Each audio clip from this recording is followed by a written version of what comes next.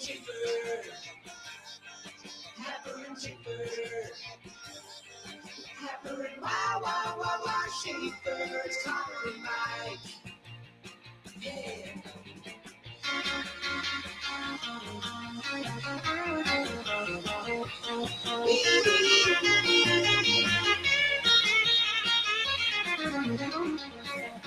Happer and Schaefer. Happer and Schaefer. Happer and wow, Schaefer. It's Connor and Mike. Welcome into Happer and Schaefer during CWS week, which means it is Schaefer and somebody, and today's somebody is one that you know very well. He joined for 3 weeks during the Big East tournament fiasco. 3 days. I'm going to say 3 weeks. It felt like 3 weeks. It felt like 3 weeks. Felt like it took him 3 weeks to play a total of 6 games or whatever they needed to play in that tournament.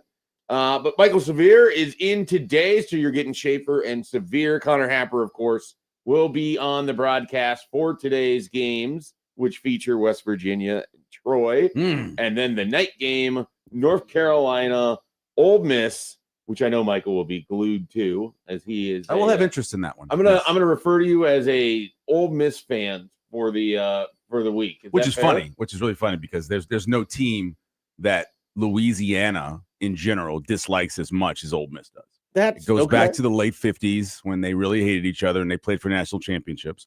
And so it goes way back. They really hate each other. But because of friends, because of people I know, yes. Go Rebels. By the way, that second song, so this song that you played for the Happer and Schaefer song reminds me a lot of Hootie and the Blowfish's second album, right? Because it wasn't bad. The album you want to be. It wasn't bad. The thing is, it wasn't bad. Yeah. It just wasn't the first album.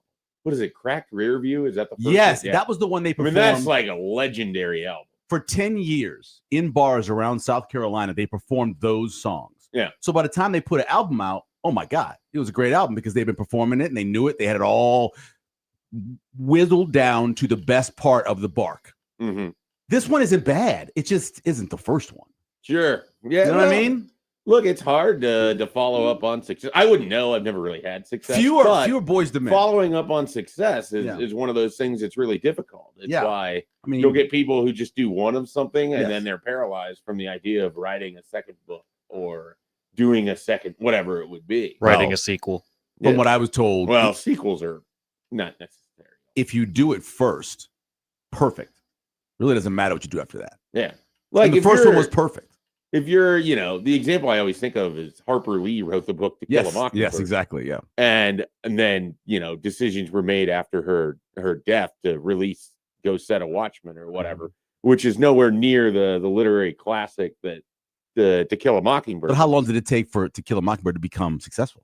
It wasn't successful initially. Yeah, I have no idea. Yeah, I don't know when it actually reached its point of success. Some of the greatest books of all time weren't initially successful. Oh, yeah. Well, and then much later, somebody said, hey, this wasn't bad. And then it becomes.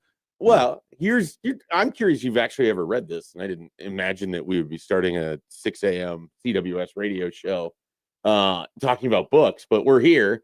And this is something that might be near and dear to your New Orleans heart. Have you ever read Confederacy of Dunces? I have listened to the book on tape. I apologize. Okay. Yeah, well, to me, I apologize. That's the same thing. I've listened to it on book on tape. I don't think of it being the same because your brain works differently when you read it opposed to listening to it. You're still experiencing the story as someone assembled it. It was one of them that we listened to very early on in our travels. That would have been a really interesting listen. Yeah, it's the voiceover guy that did it was incredible. You'd have to do Ignacio. I can't think of what his full name is, but he plays many, many different characters as a simplified village idiot is sort of how he's referred to or made out to be. It might have been the lead character from The White Shadow that did the voiceover. So Ron Howard. Isn't that the TV? The TV show. He went on after finishing his acting career, played some basketball in real life, by the way, before becoming The White Shadow. And then went on to be a voiceover guy, where he did a bunch of books on tape. And so I wonder if that was who this would be. But anyways, that's one of those books that stands out for a variety of reasons. Oh, there's so many. Even guys who you consider like F. Scott Fitzgerald, right? Legendary. You say his name, you're like, F. Scott. What did he do wrong? Why are you saying F him? No, F. Scott Fitzgerald put out one of the great books of all time, Great Gatsby. It did not become popular until he was dead. Yeah. Well, that was the point I was bringing up with this guy. Yes. This book got finished by someone else. Yes. Oh, okay. He never completed it. He actually committed suicide before this book was released. Too. Yeah. And so the book gets released, and then, what is it? How do you say that? Posthumously.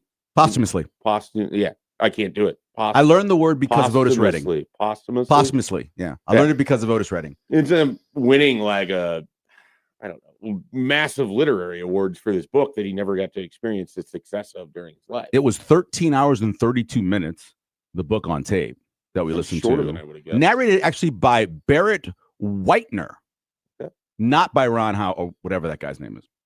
Ron Howard? It's not Ron Howard, but it's close to that. What is that guy's name from White Shadow? No idea. White-haired guy who had white hair even when he was young. One of those people, like my dad was that way. He had white hair when it was done. Ken Howard, Ken Howard, Coach Ken Reeves, went on to do some voiceovers for books, and we listened to a bunch of them for years. Now he's passed away since, but posthumously, I've liked him. I'm gonna get that word down, and then I'll be able to say I it. remember seeing it when I've worked around it many times in my life when I've had to say it. I remember reading the story of Otis Redding when I was in maybe 5th or 6th grade, and I saw the word because Sitting on Dock Bay didn't go to number 1 or didn't become a top 40 hit, his first one, until he was dead, and it said posthumously, and I was like, what the hell's that word? And I remember learning it from Mrs. Hazel Jackson, my 5th grade teacher, who actually had hazel eyes. Oh, okay. And her parents named her Hazel because she had hazel eyes. Wow. Miss Hazel Jackson, wonderful woman. I don't know that I had considered Hudson's eyes before we had already named it. I think if they're very blue or they're maybe green or you have that don't those shift or change a little bit? I was going to say it changes, but if you are very like a hazel, it stands out right away. Right. Yeah. And then you have those people, I can't remember the name of it again, where they have one blue and they have one green, that kind of thing, or one blue, one brown. Mutants those people is normally what I think. What'd you say? Mutant is normally what I would think. That's not the word for it. But if they did, if my kid was a mutant, I'd love that. What power would they have? Oh man. What power? I would say Miles's power is he can pick up any video game and play it. It doesn't matter what it is. He's never seen it before. He can just pick it up and play it. Unlimited energy. 4. I think because the Hudson claims to never be tired, never wants to go to bed, unlimited never wants to, never wants to slow down. Or back the last time we did the show together, we could say his superpower was keeping you awake. Yeah, well, that remains never letting you sleep. I tweeted, I put that out the other day when you guys were doing the I have an opinion. From the moment kids are born, they're starting to kill you. It's not on purpose. It's not their fault. But the moment they're born, their process now is to kill their parent in many different ways. Oh, that's what they do to you. They kill you slowly, often. That's great. All right. So as you can tell, it's going to be a little bit different for the next few days. No Connor Happer until maybe next Friday. We'll see if those, if necessary, shows happen. Mm-hmm. So it'll be Mike Schaefer, me, and a variety of different people. Michael Severe will be back next Wednesday and I believe Thursday. Yeah, it's necessary. Yeah, day. and so if there's no games, then Happer would be back. Right. I suspect we'll have at least one game on Thursday. We'll see.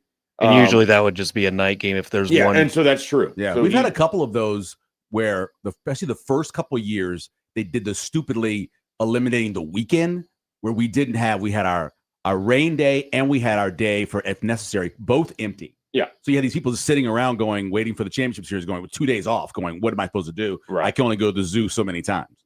Yeah, well, you can break up the zoo and only go to sections of it at a time. That is true. Kind of like a 3-day zoo trip. Yeah, lengthen it out a little bit. Kind of like getting on a boat. Now, for 3 days. Financially, that's maybe not the best way to do it. I think you can buy it. They should sell tickets to the zoo where you only go to certain exhibits. Oh, I was going to say, I think they do like, sell. I only want to go to the aquarium. Let me pay just to go to the aquarium. I think they sell like a 3-day pack, though. Oh, well. I think I remember hearing that smart. before. They know how to. The Omaha Zoo is smart. Yeah, they know how to manage. The Henry, I apologize. My apologize. The Henry Dorley Zoo, not the Omaha Zoo. I apologize. Don't come at me. Yeah, Henry Dorley did a lot to deserve his name. Yeah, and I agree. I'm sure he did. I don't know what he did. I don't either. Because if I was going to name the zoo after somebody, it'd be Lee Simmons, the Lee Simmons Zoo, because Lee Simmons, Dr. Lee Simmons, did more for the zoo than anyone I've ever known. That man rebuilt the zoo. He got all the money donated. He got all these different things done. The guy is a legend. And all they named was that stupid safari park after him. I don't even know who this is. Dr. Lee Simmons was the longtime head of the zoo, at least 2 decades. And they eventually named the safari. Have you been to the safari? Please tell me you went to the safari during COVID, because everybody did. I didn't go during COVID, but I've been there several times as a child. I think I've only been to the zoo once in the last 10 to 15 years, maybe. This is out by this is off of the Ashland exit. Yeah, 426 on I-80. Oh no, I haven't been. You so get we're off by the South Bend, and you go if you're going west. I've heard of it. I've heard of people waiting in lines for hours. Well, during COVID, because no one got out of their car, no one saw each other, and so you would just sit in your car and you'd go through the thing, and it'd take about 3 hours, which normally it takes about 45 minutes. But yes, Lee Simmons, amazing man, did incredible stuff. Always, every time you ever talked to him, he had a cup of coffee in his hand. Oh, every single time. Never did an interview without a cup of coffee in his hand. That's incredible. Here he goes. You get a 2-day ticket.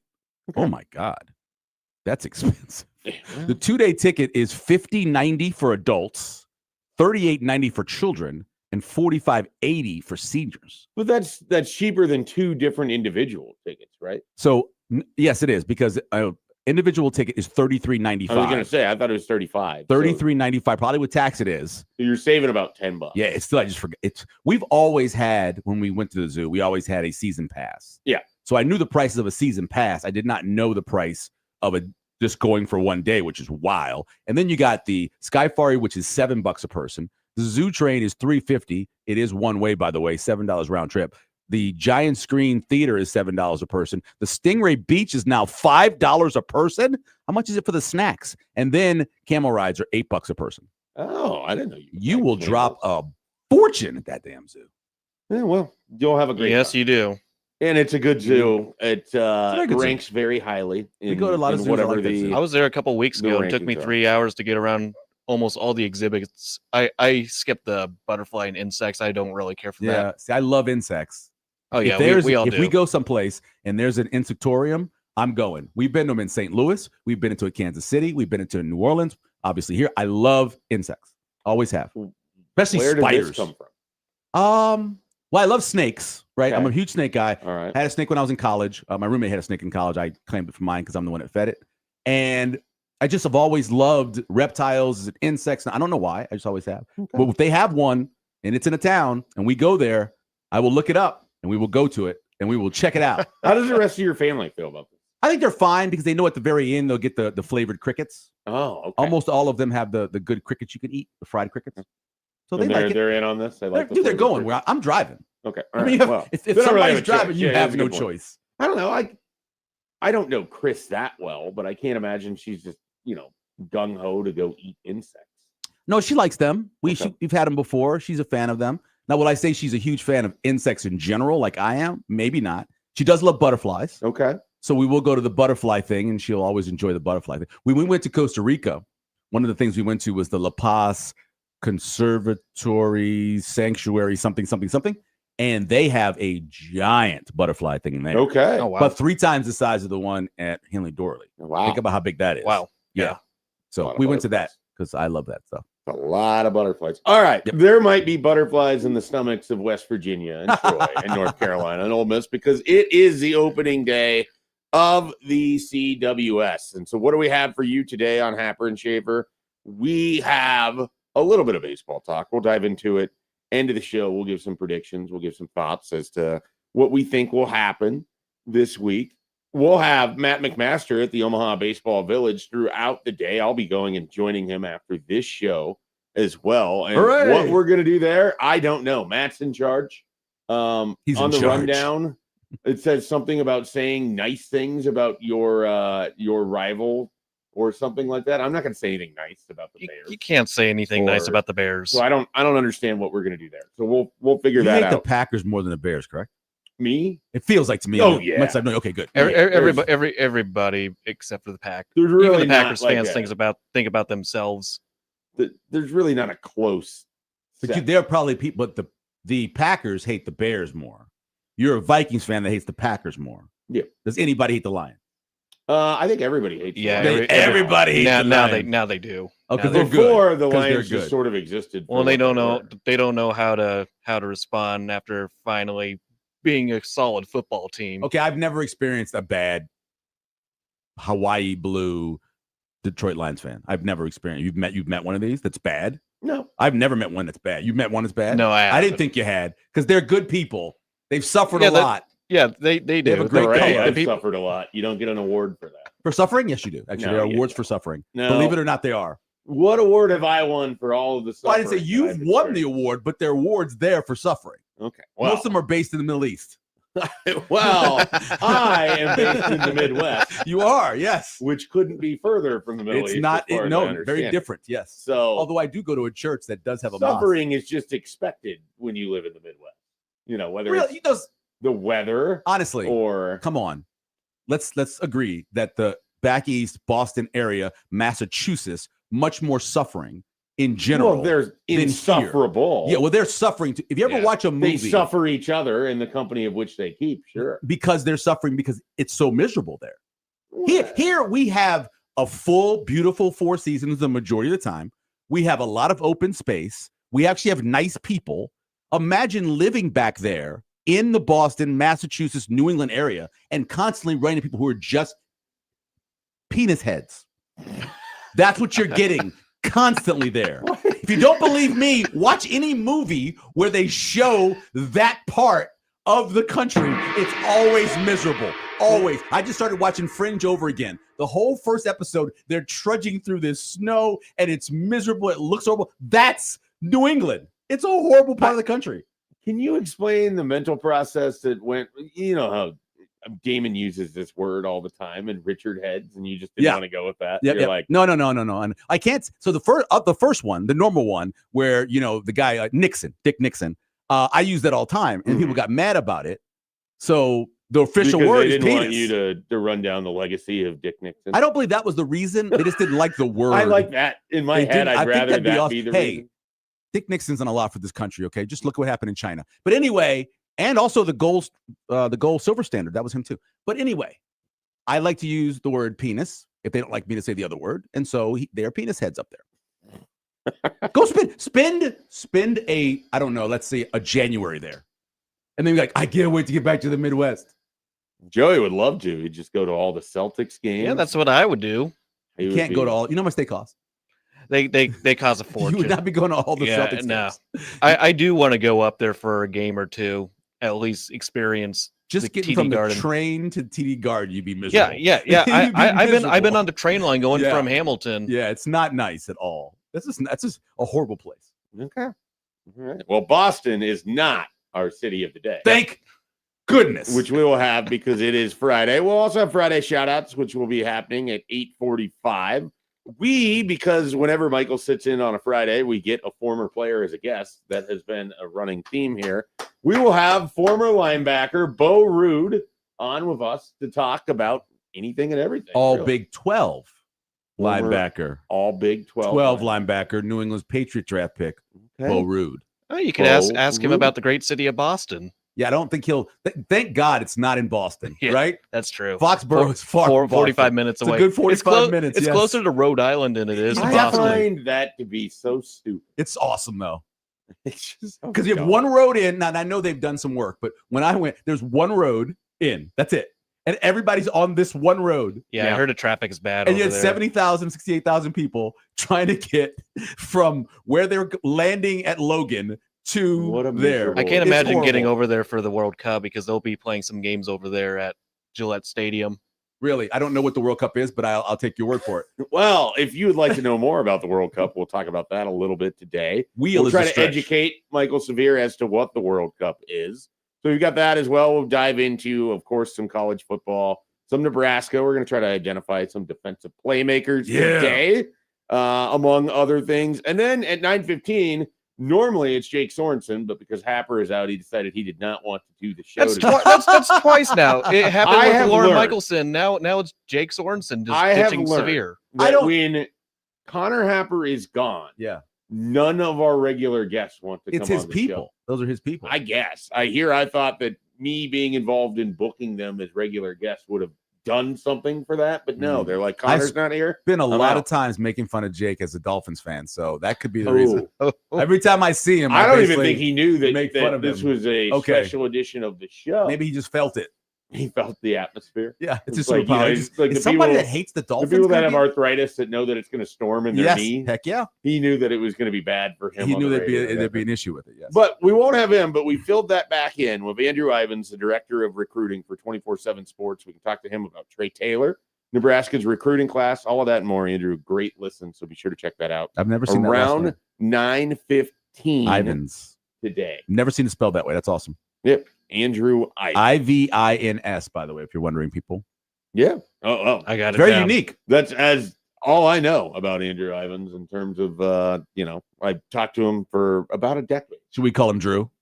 Does he go by Andy? I mean, I don't know. What does he put on the bottom of his shoe? I assume I've always just called him Andrew. I don't know. I don't know what he puts on his shoe. I've never. Probably Andy. What do I have on my shoe? You don't have you don't have anything written on the bottom of your shoe. I don't write anything on only people named Andy have something written on the bottom of their shoe.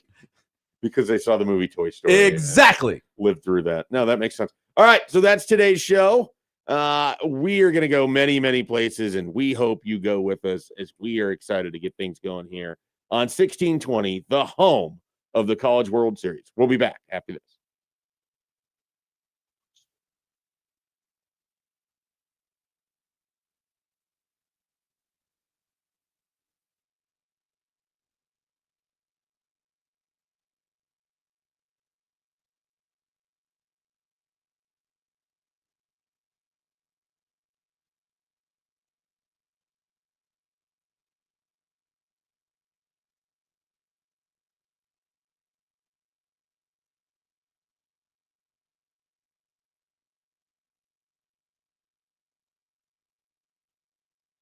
Fantastic weather on the way for Friday. Expect sunshine throughout the day with comfortable dew points. A little breezy late in the day with south-southwest winds gusting up to 20 miles per hour. Highs in the mid-80s. I'm meteorologist Sean Everson from KETV Newswatch 7.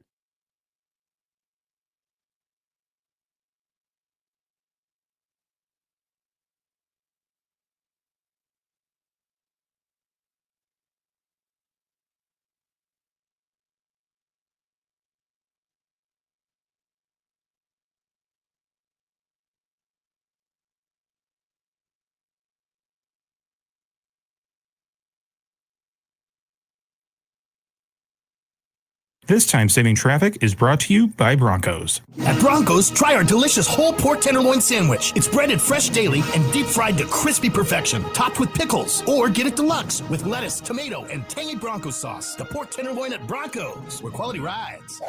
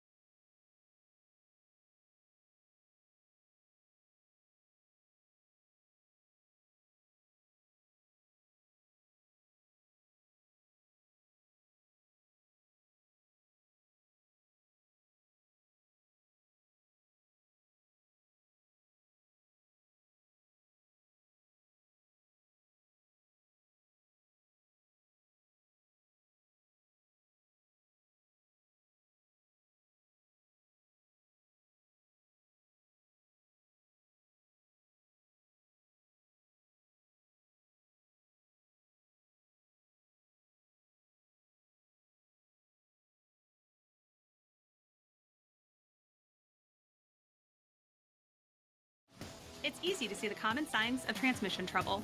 If your engine revs before it falls into gear. If it seems to switch gears for no reason. If shifts are rough, lurching, or clunking. So watch for the signs. Because catching it early could mean repair instead of replacement. And if you do need transmission work, be sure to call. Certified Transmission, the job done right at the right price. Find a location near you at certifiedtransmission.com.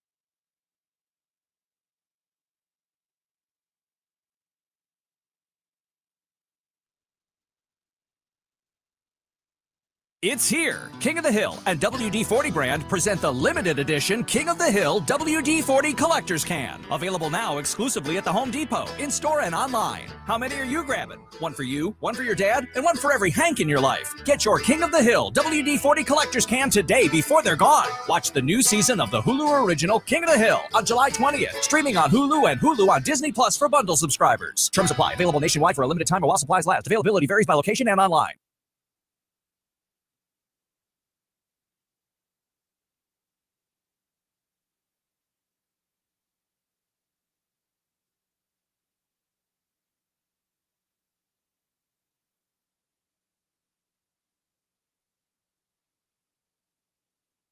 Equitable Bank. We take banking personally. EquitableOnline.com.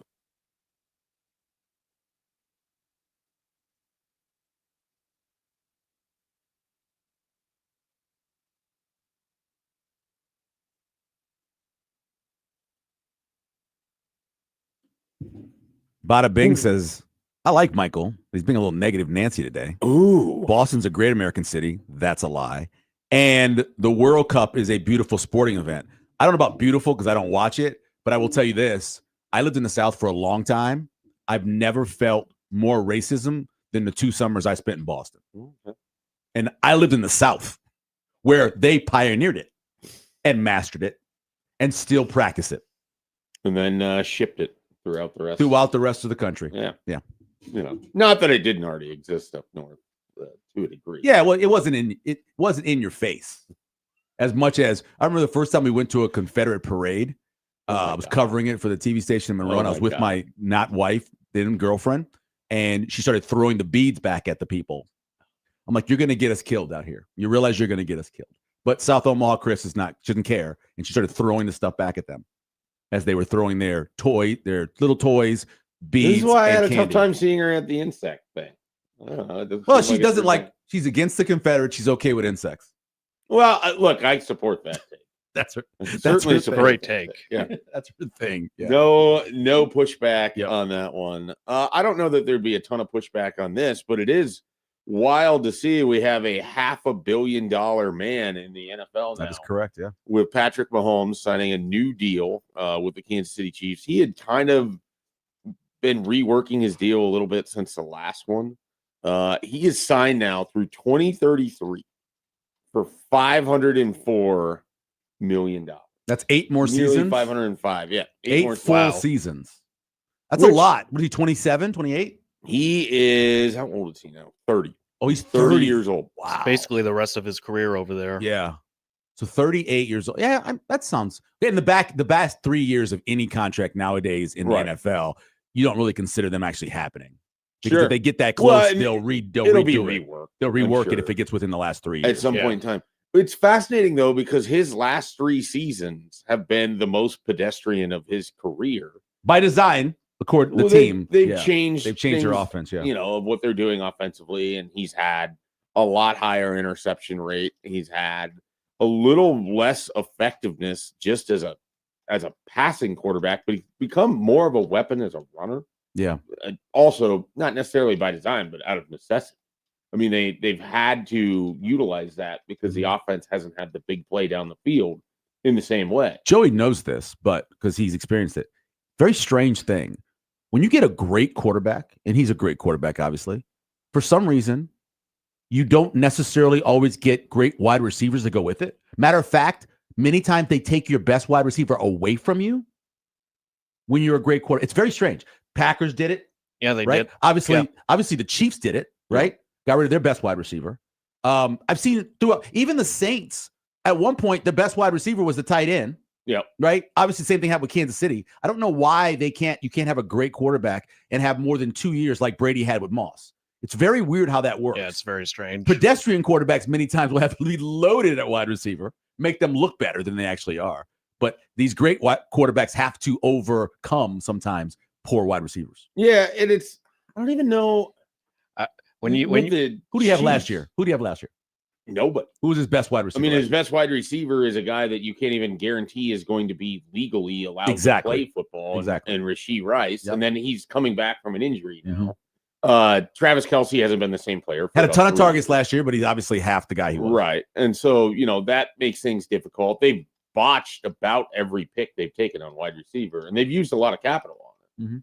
Mm-hmm. I would push, like, the Packers have had Devontae Adams. They've had Jordy Nelson. Well, I was talking about when they had Favre, and okay. There were times where the wide receivers weren't up to the caliber of their quarterback. Sure. I was about that. The only consistent receiver they had around was Donald Driver, and he was always. And that's talking about a guy who was really good. Who was a 6th-round pick who, right. And the Packers were known for just developing some good late round receivers. How many years did they go without drafting a first-round wide receiver?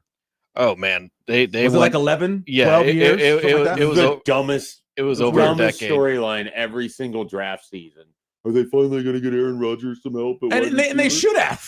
I mean, if I'm a fan, I'd rather have a great wide receiver to go with my very good quarterback. They use like 75 second-round picks on wide receivers, and we sit here and wonder, like, oh, they took this guy at 38th, and he didn't go at 28. This is a huge deal. It's one of the worst rounds to take wide receivers. Well, that's Jordy Nelson and Devontae Adams and Christian Watson and everybody else. And the thing about it is, why were they so great? Not because they were great, because the quarterback they put them with. Yeah, it was the quarterback. Look at the Patriots in second-round picks at wide receiver. It's not a great round to take wide receivers. I don't know why. Isn't that the idea, though? If you have a great quarterback, he's going to help create a better I would wide hope, receiver. but why not make it even easier what for Rodgers him and get a great wide receiver to go with him? Rodgers did that with MVS. Jared Abadaris. Yeah, exactly. Jeff Janis, the double Hail Mary to Jeff Janis. Punt returner from Wisconsin. Jared Abadaris. Did it work? They scored. But it still wasn't. It could have been better. Well, yeah. If it was your team and you were doing this and you had a great quarterback, right? Not an average quarterback like Kirk Cousins. If you had a great quarterback, well, let's go back to when you had a great quarterback. Let's go back to Fran Tarkenton. Name all of let's go back to Fran Tarkenton. I remember and the Fran Tarkenton Ahmad Rashad. They had a great wide receiver to go with him, right? And a great running back to go with him. And they spent a little bit of money, whatever it was back then in the 70s, to actually go to multiple Super Bowls because of it. Yeah. They spend even more money now Brees to get to the first round of the playoffs. Brees became better when they diversified the wide receiver core. Yeah. They became better. They went from taking late round free agent guys and playing wide receiver with him, and they decided, hey, let's actually draft a wide receiver higher. And all of a sudden, he had his 3 best years. Yeah, no. Now they went 7 and 9 those years, but don't worry about it. The Chiefs have put emphasis into this. They just end up with Sky Moore and just horrible. Oh, who was the first round pick that they took here recently? The Texas guy. Yeah, which Worthy. The same thing with the Xavier Packers. Worthy. Xavier Worthy. I'm not completely done with him yet. Yeah, the same thing with the Packers Texas guy and Matthew Golden. And not done with him yet either. They didn't immediately 2 years, right? Hit. Yeah, both of those guys, their careers aren't. It's early. It's very early. Yeah, he's gonna be the number 2 guy. In those situations, like neither of those players stepped into the NFL where it looked like they were comfortable as just straight wide receivers. They were used as gadget guys. Well, Matthew Golden was a return guy. He was back-to-back finalist for the Jet Award. Yeah. Back when he was at Houston, before he even got to Texas. But the irony here is there's a very good chance they finally used a first-round pick on a wide receiver, and he's never going to be as good as any of them. There is certainly a chance. There's certainly a chance. Plus, they just spent $1 billion, not really, but like 100 and some million on Christian Watson. And he just, even though he played half of the season, he played his best football for the Packers. He's incredible. He's the scariest receiver they have. Well, he's fixed it. He's fixed his problem. Yeah, they figured out how to run. He had a problem running. That's what was causing the soft tissue. Running was causing all these soft tissue issues were caused by bad running. That's what most people are. A lot of guys. Remember Jose Reyes? Jose Reyes could not stop. Sorry, You non-baseball guy. Hey, I used to be a baseball guy a long time ago. I had to switch my brain from football to wait. Did he just say Jose? Well, Maria? he used to have really bad injuries with soft tissue, both hamstring, and he wasn't running correctly. They adjust the way he ran; it made all the difference. Stopped having them. Same thing with a lot of guys. Well, and then he ran into his own issues that prevented him. I remember I was at the game where he came back, and there was half booze in the stadium at Citi Field and half cheers. Really? Yeah, there was a lot of booze actually. Yeah, my wife was booing after I explained to her what he had done. She was booing. If I recall, his was bad. It was bad. It was bad. It was bad. So I think he threw a woman through a plate glass window. Yeah, no, it wasn't. It wasn't was good. bad. It wasn't good. So. Yeah, they're all bad, but that one was worse. Juan Soto, by the way, $765 million. I didn't know how much it was. Baseball, football. Baseball, football. Well, it's salary, $200 million salary more. cap, no salary cap. Well, they have luxury Salary tax, cap, right? No salary cap. Luxury tax, right? Yeah, Steve Cohen doesn't care about that. No, I don't think he does. From what I understand, he's the richest owner in baseball. Might be the richest owner in sports. In sports, like not including like those soccer things, right? Those soccer people. Well, I don't know. At least those in North American sports or okay. whatever, in pro sports in the United States, I think he's number one in terms of net worth.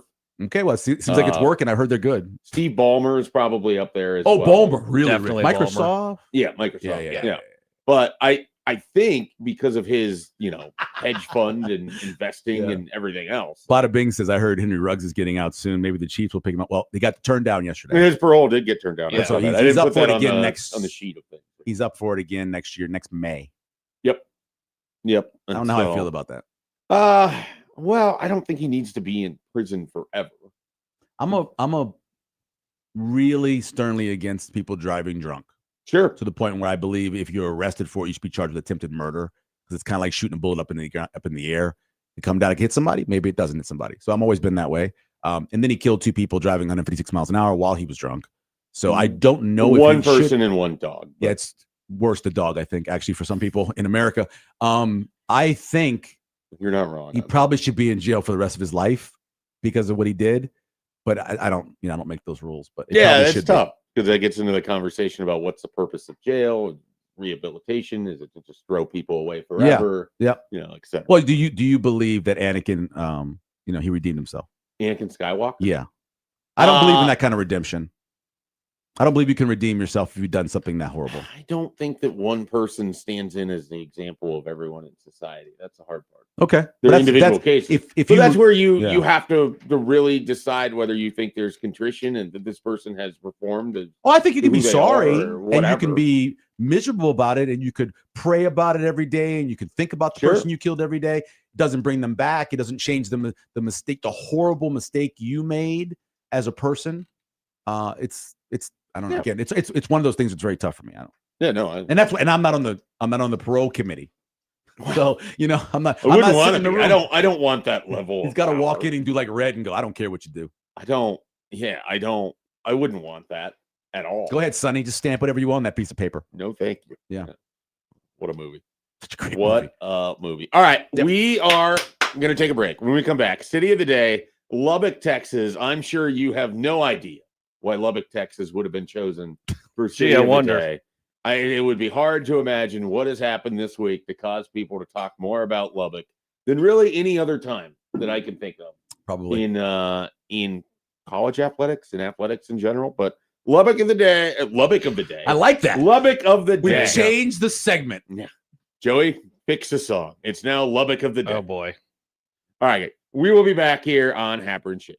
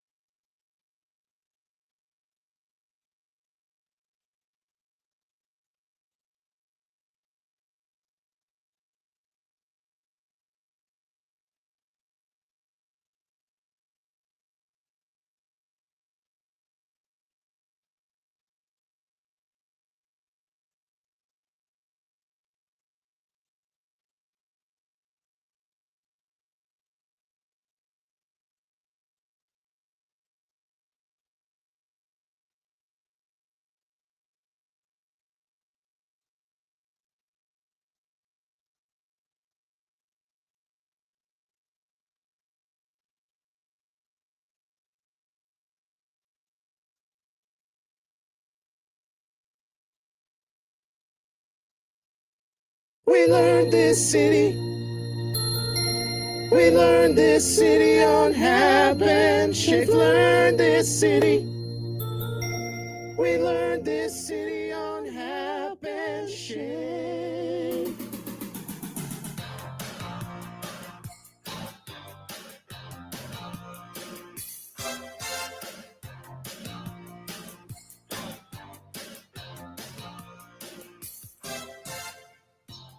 Welcome back here to Happer and Schaefer. Mike Schaefer here. Michael Severe sitting in. Before we get to City of the Day, I want to tell you about all the different online contests going on at 1620thezone.com. So enter in to any of these that interest you. You have a chance to win with 1620thezone.com. There's Yachtly Crew, which is coming to the Steel House. I know you love the Steel love House. Yacht Rock, baby. You love Yacht Rock. That might be good for one Michael Severe. That's June 23rd. The Black Keys, have you heard of them? I have heard of the Black Keys. The Black Keys are coming to Omaha as well. They'll be at the Astro, another great venue, July 20th. Nice. Young the Giant coming to Omaha. I know people are very excited about this. This will also be at the Astro. They're going to be with the Cold War Kids. Is it Y-U-N-G?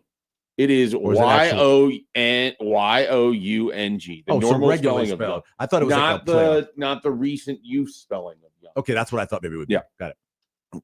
Here's one that I know that Michael would be very interested. Who's coming? Chris Stapleton. I'm going to that. In Lincoln. I'm going to for that. the All-American Road Show. Wednesday. Join Michael Severe. You won't get to sit with him. I'll be there. You can sit with me. You can see him at Pinnacle Bank Arena if you go online. Win this contest. Again, all of these at 1620 the zone. We have Motionless in White. They're coming to the Metro as well at the CHI Center. You have Bert Kreischer, who's going to be at the Mid-American Center at the end of this year in December. All of these available at 1620thezone.com. And we will go from that, where you have an opportunity to win all of these things, to the city that is getting talked about all week long as far as college athletics, where everyone wants to know about what's going on with the judges down there and what is happening with these administrators and why are they so strange in Lubbock, Texas. And so Lubbock is one of the few big Texas places I guess I haven't been at this point in time. Well, I guess I haven't been to Temple either, if that counts. No, Temple doesn't count. As a big Texas. Does Abilene count? I don't think Abilene counts. Okay, good. So Lubbock, the way I've always heard Lubbock described is it's just an outpost. It's just sort of out there. It's on its own. It sits out more, not really that Western Texas, but relative to the rest of the population, it is. Yeah, I mean, it's not next to New Mexico, but it's close. Yeah, it's certainly close in the area. Again, where most of the population is. I was surprised to learn there are 270,000 residents in Lubbock, and that's from 2020. This it doesn't give the exact usually year from of the census year. Okay. So it was founded in 1890. Yep. The nickname is the Hub City. It is in the South Plains of West Texas. Lubbock is mainly known for Texas Tech. One of the things that I heard from people who used to go cover the Nebraska-Texas Tech game, Lubbock was in a dry county. Yes. And it's still many of the counties in Texas for a long time were dry. I don't know if it's still dry or not. Yeah, and I don't know if it is or not, but that was always one of the things that was discussed about Lubbock, is that you would have to leave Lubbock to go find a lot of places in Texas are like to find your liquor stores or your alcohol needs or whatever. And they actually have liquor beer stores in Texas, opposed to having it in the grocery store. Yeah. Lubbock was formed by two communities growing into each other, Old Lubbock and Monterey. Uck? That would have been cool. Would have been a great city. But Old Lubbock and Monterey, they got rid of Monterey. Bye-bye, Monterey. And they got rid of Old, and they just became Lubbock. What's the county? I don't know what the county. What's the county for Lubbock? Lubbock. It probably ends up being Lubbock County. Is it Lubbock County? I know the judge was in Lubbock, but I didn't hear them say that he was a county judge or a district judge. Yeah, it's Lubbock County. Lubbock County, okay. Yeah. I thought that was the case, but I wasn't 100% sure on that. It is one of the world's largest cotton producing regions down there in Lubbock, which I didn't know. It's a major agricultural hub. It's a big agricultural tech school. It's a big school system. I mean, Texas Tech huge, very large. 40,000 students. Obviously, we know about Red Raiders athletics around here. They've gotten better at a lot of things in recent years. Yeah. And then the most famous person from Lubbock is Most famous person from Lubbock. He was a part of one of the greatest songs ever written.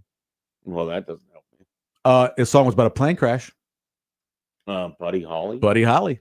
Lubbock. Him and the Crickets right in the garage.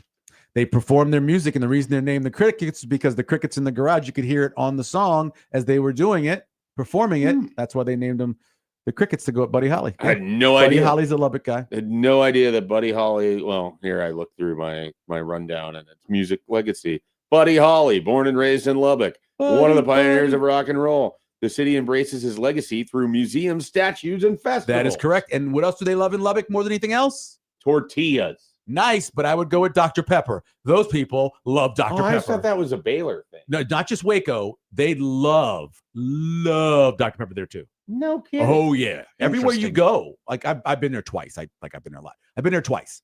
Once to call a game when I was in college. I met a girl. She was a cheerleader. Name was JJ. Spent some time with JJ. It was awesome. Then years later, I was in New Mexico at a girl's house that I knew. And by the way, she said, my friend's coming over. And I'm like, oh, that's awesome. Where is she from? Oh, she went to Texas Tech. Really? JJ walks in. Wow. There you go. One of the smallest world things that ever happened to me. Well, there you go. But yes, they love their Dr. Pepper by everybody I talked to. I had no idea that. So I had always heard that Baylor was like. They're crazy about it. Because Waco is go to the Waco and it's just Dr. Pepper everywhere. And is it manufactured and bottled? I'm in pretty the Waco area. Pretty sure it is, isn't it? That I think it seems is. like that's part of the whole. But they also in the primary local distributor. There's also a huge Dr. Pepper plant there in Lubbock as well.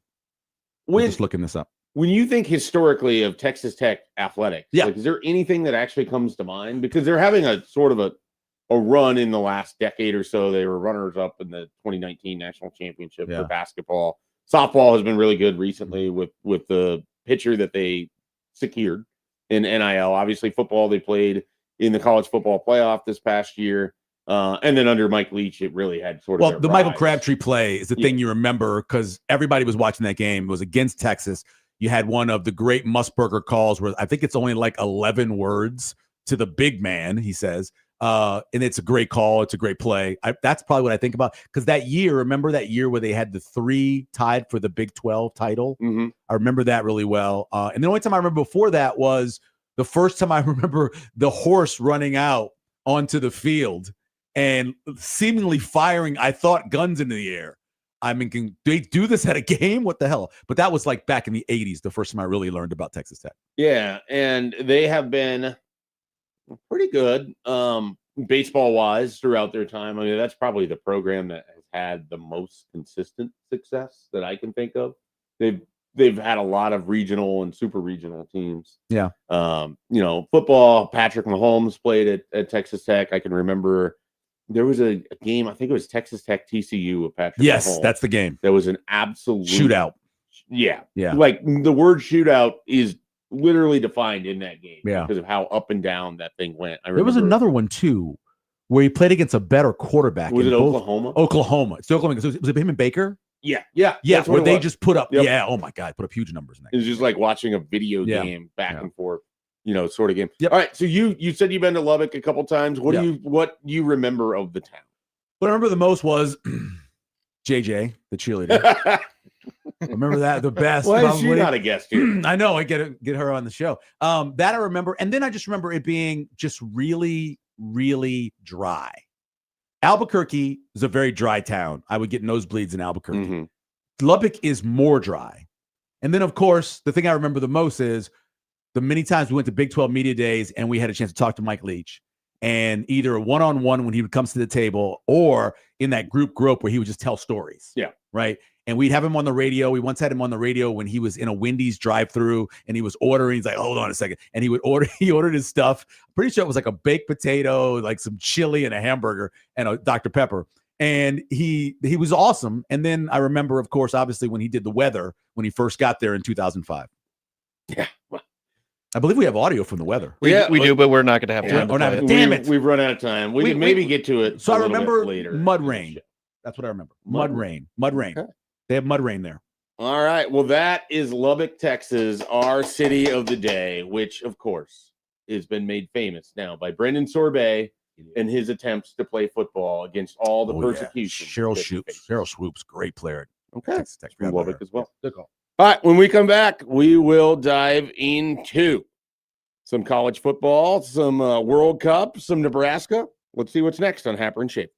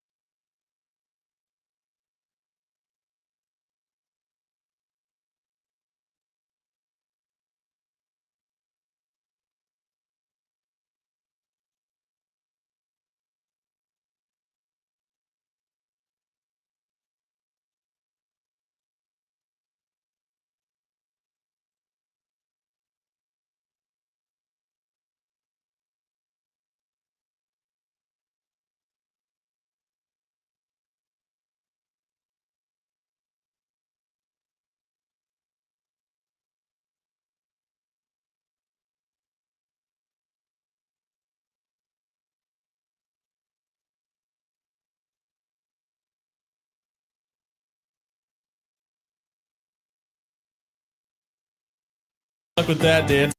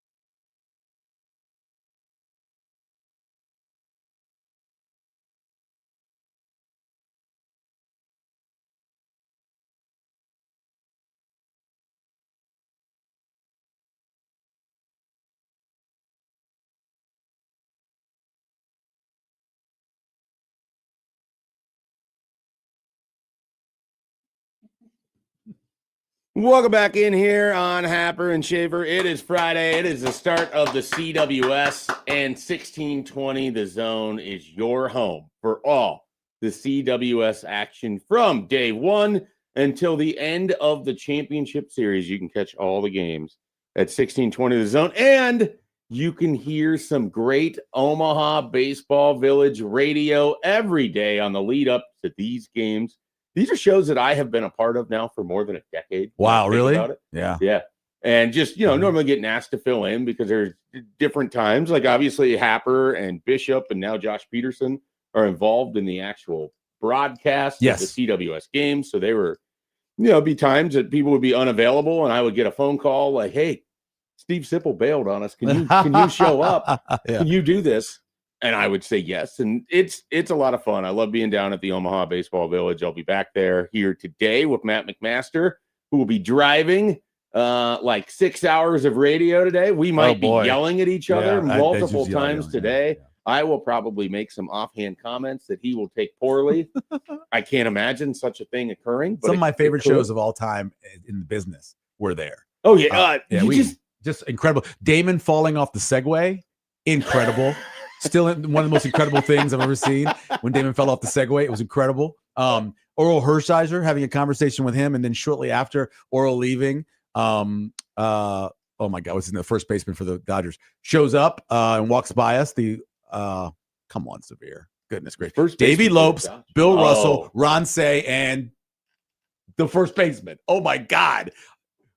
Steve Garvey, thank you. Steve Garvey showed up because he's I was sitting on that. I was like, is he talking about Steve Garvey? I'm talking about Steve and then Garvey. You went through all those. I was like, I'm just going to say it. Steve Garvey, thank you. And so that was great.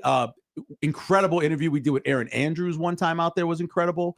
So much fun. And then, of course, the legendary Pete Rose interview is out there with Nick Baugh and I. I also once wore a Nick Baugh jersey for an entire show because I lost a bet. What was the bet? I don't remember what the bet was. I just remember wearing the jersey that was a little tight on me.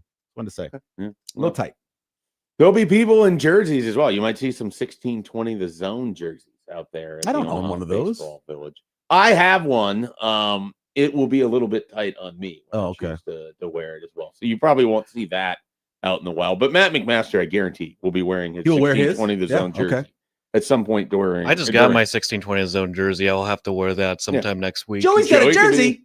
Joey could be wearing it. You won't see Joey. We need to get a producer cam that we can cut to during the College World Series so we can see what Joey's doing back here in the studio. Just sleeping. Just sitting here counting the seconds until he can go home and take a nap. I'm in this particular room for a long time, but I'm excited for it. So you're back studio producing the entire. No, I'm doing the first. I'm producing the OBV first show. Yeah, that's what I mean.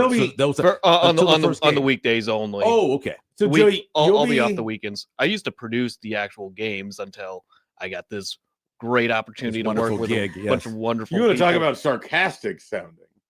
This great. This is outstanding. Yeah, it's outstanding. No, so Joey, how quickly will you have an old fashioned in your hand after about 1:45 today? Good question.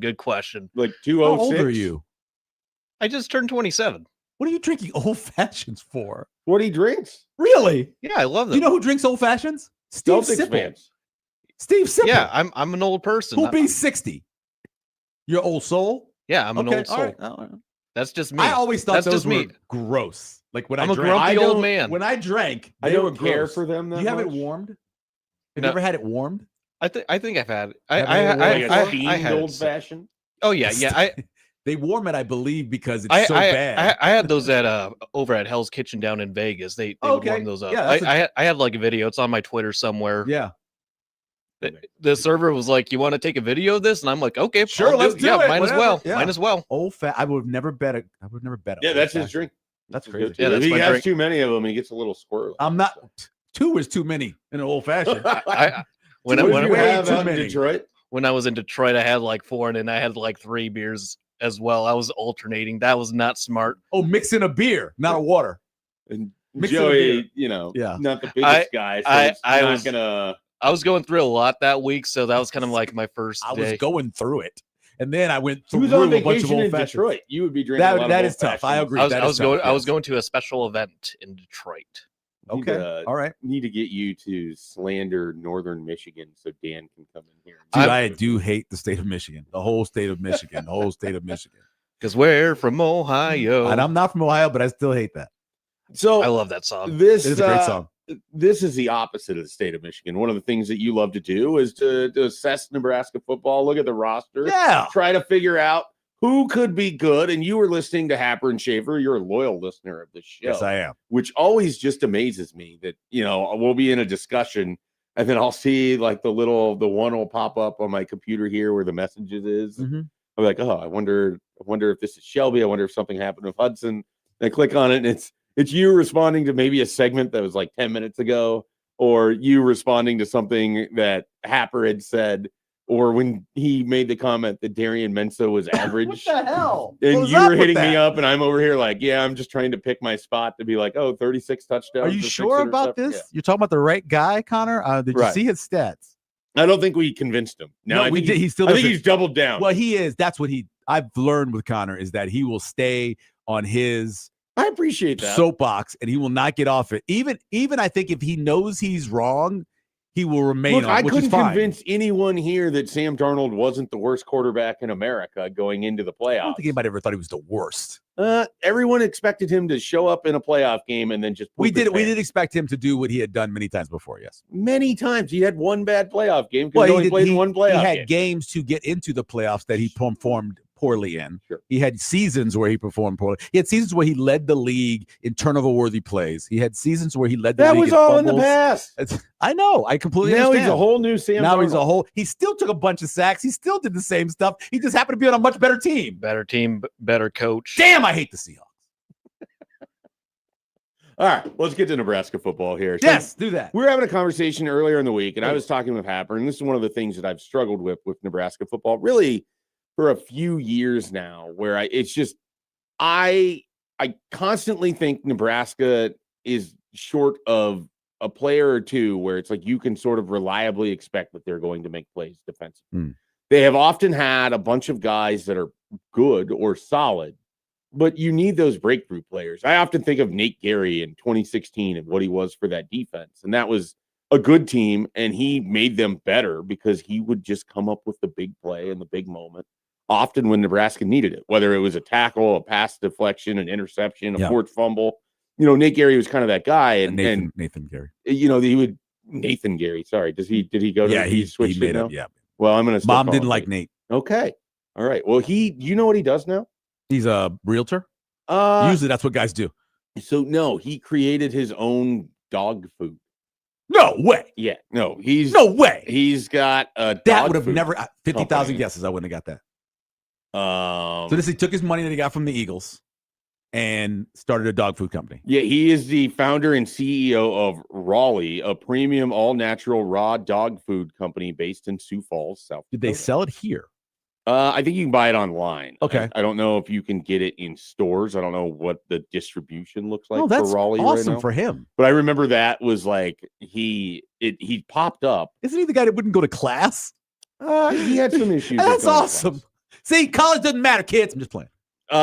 But look, he got done with his 5-year stint in the NFL. I think it's been about. I know it was at least 3. Yeah, I think it was. He played for a team that I hear a lot about, and people gave me a hard time about him because he was from Nebraska. I'm like, I didn't coach him. What the hell you want me? I just live here. This isn't me. My Philly fans so are happy. That's what he's doing. But he was one of those guys. He was like an eraser. He would make plays constantly, and I just feel like Nebraska lacks having either those guys, or they certainly haven't had a dominant pass rush. They haven't had a guy who you really could count on getting a money sack since Khalil Davis, who I believe finished the season with 8.5 or something like that. And Khalil was sort of a nice surprise. He was. It was Khalil, obviously, Malik Collins, what he did, Vincent Valentine. Those guys in general, we don't talk enough about them. Yeah. But they were all really good while they were here. Well, and you know what they faced? They faced you're not Sue. You're not Sue. Yep. You're not as good as he was. Right. It's true. I mean, I remember people earnestly trying to tell me that Vincent Valentine wasn't good enough to play in the NFL, and he got drafted in the 3rd round. 3rd round pick. And he didn't have a long NFL career or anything like that, but that guy was a good college defensive He back. was the perfect guy, much like Nash Hutmacher. They worked really well off of you need a guy like that to be the guy I'm going to take the double team and you go do havoc. I will eat offensive linemen. You get the one-on-one and win for both. And go get the havoc. Like, it is the ultimate defensive line tag team when you have two guys like that. Yep. And, for me in the NFL, it'd be like Pat Williams and Kevin Williams. Like, Pat Williams eats 3 offensive linemen. Kevin Williams and Jared Allen get to do whatever they want. Yeah. Or, Ray Edwards was the other guy of that defensive line that nobody remembers. But they just haven't had guys like that. And I feel like they have a collection of individuals who are solid to okay, and sometimes overperform, like we saw a couple years ago in 2023, where Isaac Gifford had a really nice season. Sure. But I would stop short of saying that he was like a true difference maker. He was just a guy that took advantage of situations. Just made a ton of tackles. Yeah. And JoJo Domann was that too. So definitely. And a lot of it is when you have good defensive line play, it makes the rest of your defense kind of come together. And so we were talking about this, and I think I threw like a random number out. You said 8. Yeah, which I don't know why I said 8, but whatever it is. A lot. And you're like, hey, I want to talk about this. Yeah. And so you had sent me the depth chart that you had sort of compiled after spring as to what you felt like things looked like with Nebraska football. And I'm curious, like, who is there someone that you would bet on right now that you feel great about that's going to be a not just solid, but legitimately good potential, like all conference style player? What I am not is a guy who believes that the system is everything in defense. I believe that you have to have great talent and, more than anything else, unbridled aggressiveness on defense. Your scheme can be a 3-3-5, it can be a 4-3, it can be a 5-2. I don't care. Have guys that will go and make plays. But I will say that this scheme helps nobody as much as it helps Petchak. It puts Petchak in a position. And this is part of me. I don't talk about him. I don't really think about him. Yeah. Like, I'll run through all these defensive linemen and I'll realize I didn't mention him at all. And he's maybe got as much upside. When was his best plays? Is when he was playing a little bit wider, right? And he was unblocked because he was playing a little bit wider. And Akron just didn't see him. Akron was one of them. Obviously, the Houston Christian, but he actually, during the season, during Big Ten conference play, there were times where you'd see him, and he missed a couple. He was obviously missed a safety. Because of his lateral quickness at his size, you put him one space out. You take him from being, say, a 4-eye or even a 3-tech inside to bring a 5.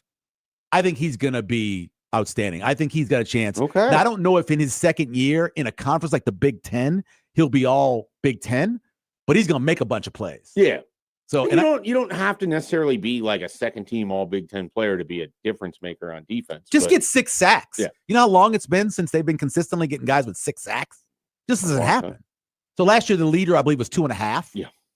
Last year was bad. So double up what the leader had last year and get 5.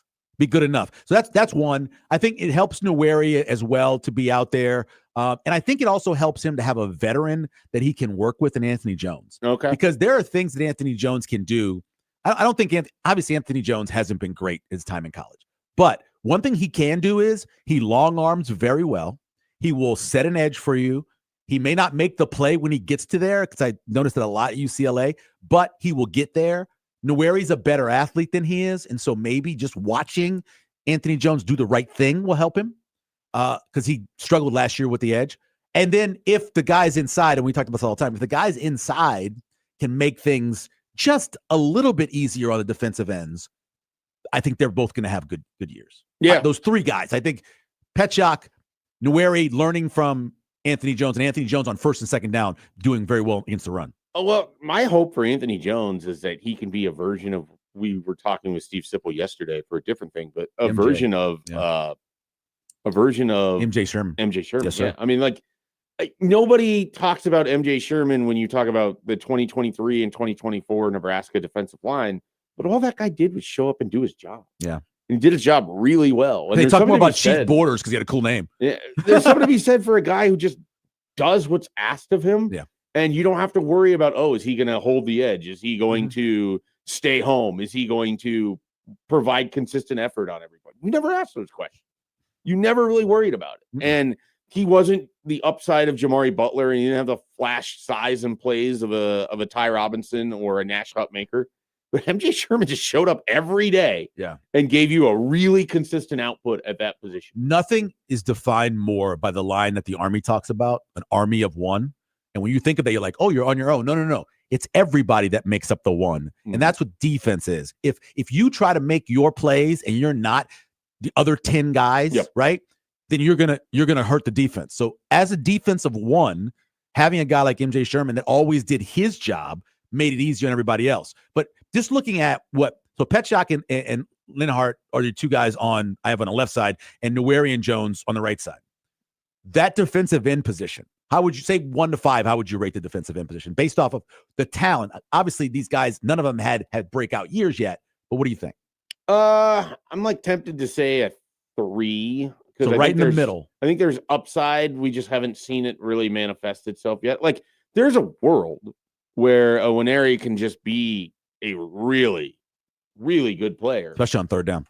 And he has that ability in him. It's how do you get that out of him? How do you put everything else around him that allows him to go win in his moment? Mm-hmm. I think he has that. I mean, Kate Petchak, we know that there's upside there. So I think a 3. Like I think there's, but you could sell me that it's a 2. You probably can't sell me that it's a 4 because there hasn't been production. Right. Yeah. I think 3.5 probably is where I would go, because I do believe that the scheme change is going to affect what those guys can do. Well, and I want to know and I want to see what Roy Manning and different coaching does for a variety of these guys. I mean, there's so much that I am in terms of if Nebraska's defense takes a big step forward, a lot of it is different voices in that room could pull out different things from players that I already thought could be better than they were last year. Yeah, and I like the fact that they went out and got guys to individually work with people, right? Guys who have done it at the high level and say, you go work with this guy and make him better. That's where the defensive tackle question comes in. So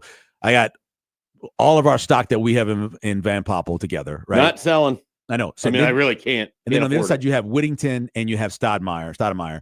And then I think the backup is going to start off being more, but I think Tyson Terry, based off of what I've talked to people, he's going to move up pretty quickly. A lot of conversation about Tyson right. Terry. So those Dylan Parrott, that's a name. So Dylan Parrott is a guy who could play on first and second down. Yep. Who's up to like 320. Yep, that name has come up a lot. And then also you have Sualafotu, but another guy he's got to be healthy for long durations. I think they like what he could do in a 15 to 20 rep context. Right. He's just not healthy yet. So that's 6 guys we named, one of which we doubt if he can be healthy. Right.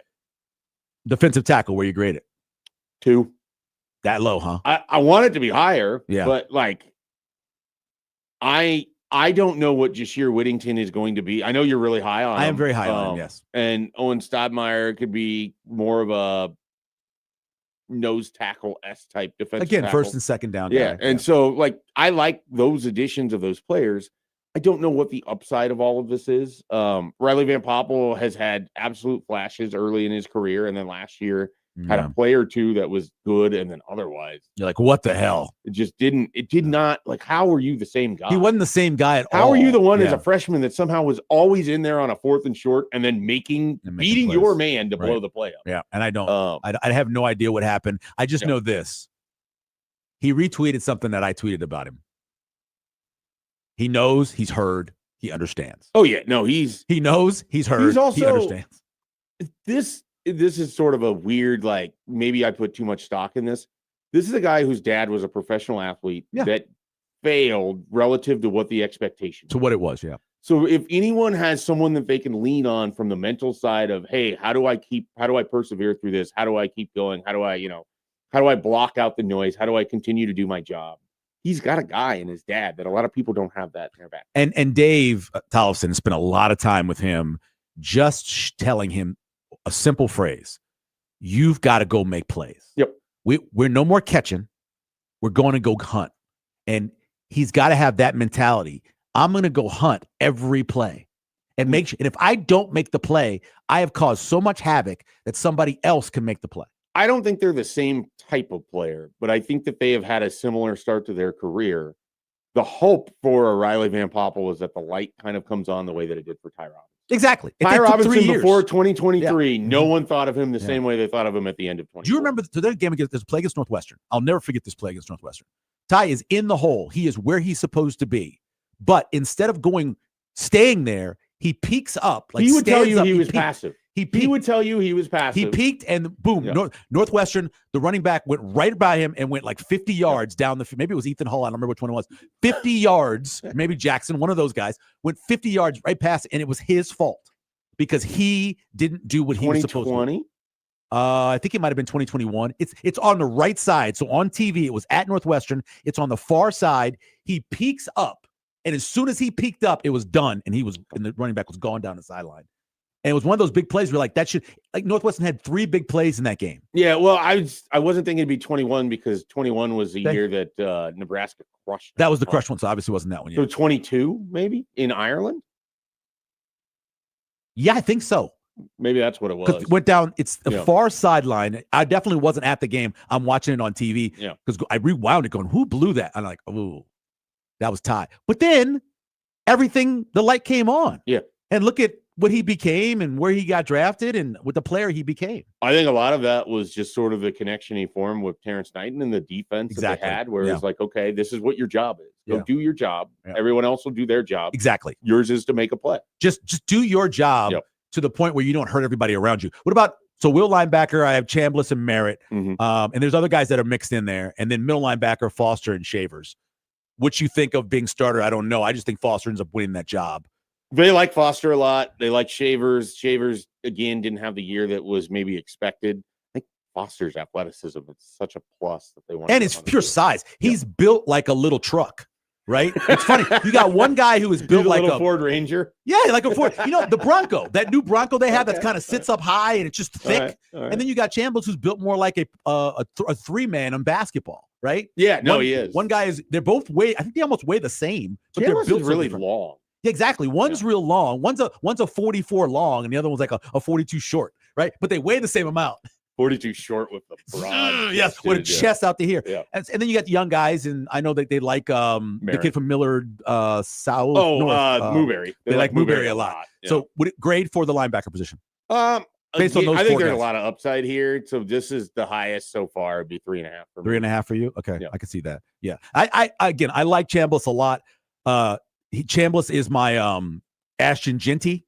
Doesn't look like he's getting ready to do anything, but once the snap happens, you're like, oh, he made a play. Oh, he made a run. You told me that. I haven't really watch how he stands before the play. I got to do more watching of what he did at San Diego. Like I've watched a 2-minute highlight back. I haven't really sat down. Go back and watch him just standing up straight, like, hey, what's going on, everybody? Oh, I made the play. Cornerback, Charles and Odom. I put the freshman back there, and then the other side, Andrew Marshall locked it in. I like Evans. I think Evans can play. I just don't know where he's to get in ahead of these guys. And then Amari Sanders is a guy they love. Yeah. The guy that was mixed in here before was Tarver, but he got injured. And they like Tarver a lot, too. Yeah, they did. And they like a lot of their young defensive backs. They haven't flashed yet, but they like a lot of those guys. Yeah. In general, at corner, I'm putting it at a 4 because of Andrew Marshall. Because of Andrew Marshall, the upside of a Danny Odom. Yeah. I think, you can have Jeremiah Charles play for a little while, and then Odom gets his, feet settled.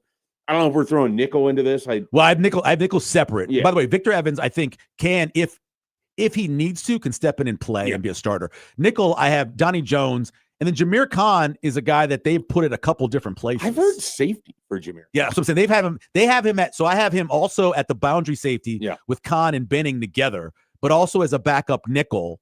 And then so just the nickel position overall. Yeah, no, it's interesting because it sounds like Khan is going to be the safety opposite of McDougal if the rumblings I've heard. Yes, and that's how I have it. I have, but have Khan as the backup nickel if they had to have him there. Khan strikes me as one of those guys who inexplicably just is in the right place at the right time to make plays. Oh yeah, he's the block punt guy. But not just because of that, but like you hear people talk about him when he was at SIU and just sort of the way that he's discussed as a practice player. He just has a knack for making plays. Yeah, and he's not someone that I think people are coming into the season like, oh, Jameer Khan could be a really valuable guy for Nebraska. But over there, I think they see someone that just continually shows up and makes plays against the scout team.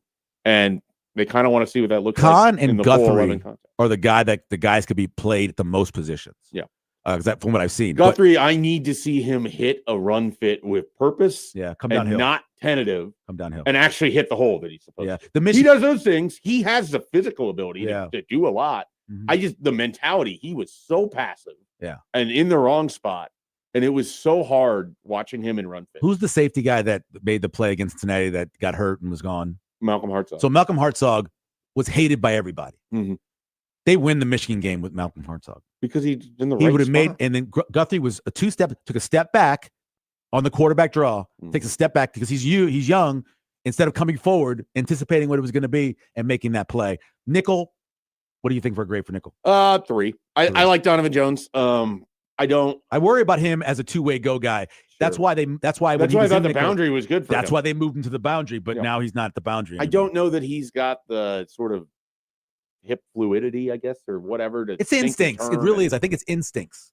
He's a big guy too. But you have to visualize that before it happens. Yeah. For that, and not to say that he can't, because he's a great athlete. I watched him be a great athlete in high school and everything else. I just think the boundary was very much his friend. It was perfect for him because he had a friend. Yeah. When he could physically push people around a little bit too. It's harder to do with the nickel. Yeah. This is his third year. So he's played safety in practice. He's played the boundary corner in games, and he's played some nickel. Let's see if he can play the nickel now. So safety, Khan, Benning. I have a 4 for safety. McDougal, I'm really high on McDougal. Do you like Shig? I'm interested. Yeah, I think there's a reason they went and got him. 100 tackles in 2 years. Go back and watch the Sam Houston State game. He makes a ton of plays. Yeah. And the ball's out there. And then the other spot, which would be our dime, I had Guthrie and Rhett in that spot as a backup to the safeties, and then when you need to have that dime in there. Like maybe Max is out at a 2. At a 2 for those two guys? I can't get the Minnesota game for Justin Rhett out of my head. I know. I watched that guy struggle to tail whoever it was on a drag route across the field. He struggled to hit run, which they had a lot of issues last year. And some of it is I can't keep holding things against them when they're going to have a different coach, different system, different style. Right. And he has another year where I haven't played it all. Physically, he looks like someone that should be able to help you. Right. You like Jeremiah Charles, right? I do like Jeremiah Charles. When he was but I like him, game, as a stopgap. Like, you don't have to rely on him for every play, but he can come in and help. He's one of the best athletes on the team. But when you put him in against UCLA and they target him right away, and it's his first time really playing, guys are going to struggle. Oh, yeah. You know, not everybody's going to come in the first time. He had a really bad first quarter. Had a bad first quarter. They didn't see him again. Yeah. We think that he's going to learn from all of that. So overall, 1 to 5 for the starting defense. Yeah, I'd say 3. 3. Okay. I'm like right in that 3 range. I think the 1-4 I had was at safety and 3.5 for linebackers. Maybe at a 4 at corner. I feel better the further you get away. I put 4 for corner down. I feel better the further you get away from the line. And also the experience. Right. Look at all these guys that have snaps. All these guys have snaps either here at Nebraska or someplace else. Whereas when you go back up, Merritt hasn't had a ton of snaps at all. Right. Foster's been injured so much at Oregon State, not a ton of snaps there. And then a bunch of guys on a defensive line are new guys. Mm-hmm. So, and they're going to be asked to play more snaps than they ever have in their career. Yeah. So that we'll see kind of how that all comes. So 3.25. Kind of. Yeah. Okay. There's a lot in this picture that I think can go well. There's also just a lot that you have to assume guys can make that next step. Okay. And a lot of guys didn't last year. I know. We'll do offense on Wednesday. Okay. All right. You heard that. When Michael Severe fills in on Wednesday next week, we'll do the same thing on the offensive side of the ball. We're going to take a break. We'll come back, dive into a little World Cup. The action started yesterday. I know Joey watched the first game. I caught South Korea. That's a match. Versus Chechnya. Chechia. Yeah, Chechia. That was outstanding. So we'll talk a little about what the U.S. has ahead of them in their first game tonight.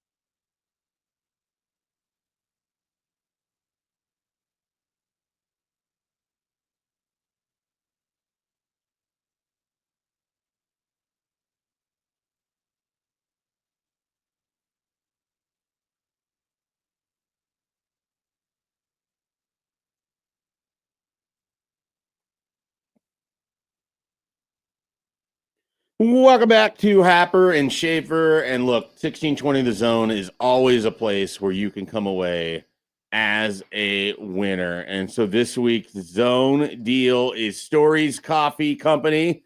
5 $10 vouchers for just $25 to Stories Coffee Company. Stories Coffee serves fresh, roasted specialty coffee along with a full menu of teas, smoothies, and food.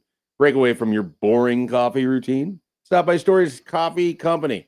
Handcrafted, locally roasted premium coffee is served with a smile at one of their 5 Stories Omaha locations. More details on this Zone deal at 1620thezone.com. Many years ago, Roseanne, the comedian, when she was funny and was a comedian, said that men think women's uterus is a tracking device. It's a very funny joke because they're always asking women where things are. Not in my relationship.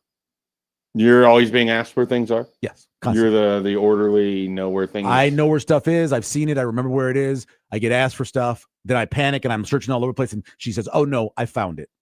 So one of the most common things that can be heard in the Schaefer household when every member is home is, hey, Google, where's my phone?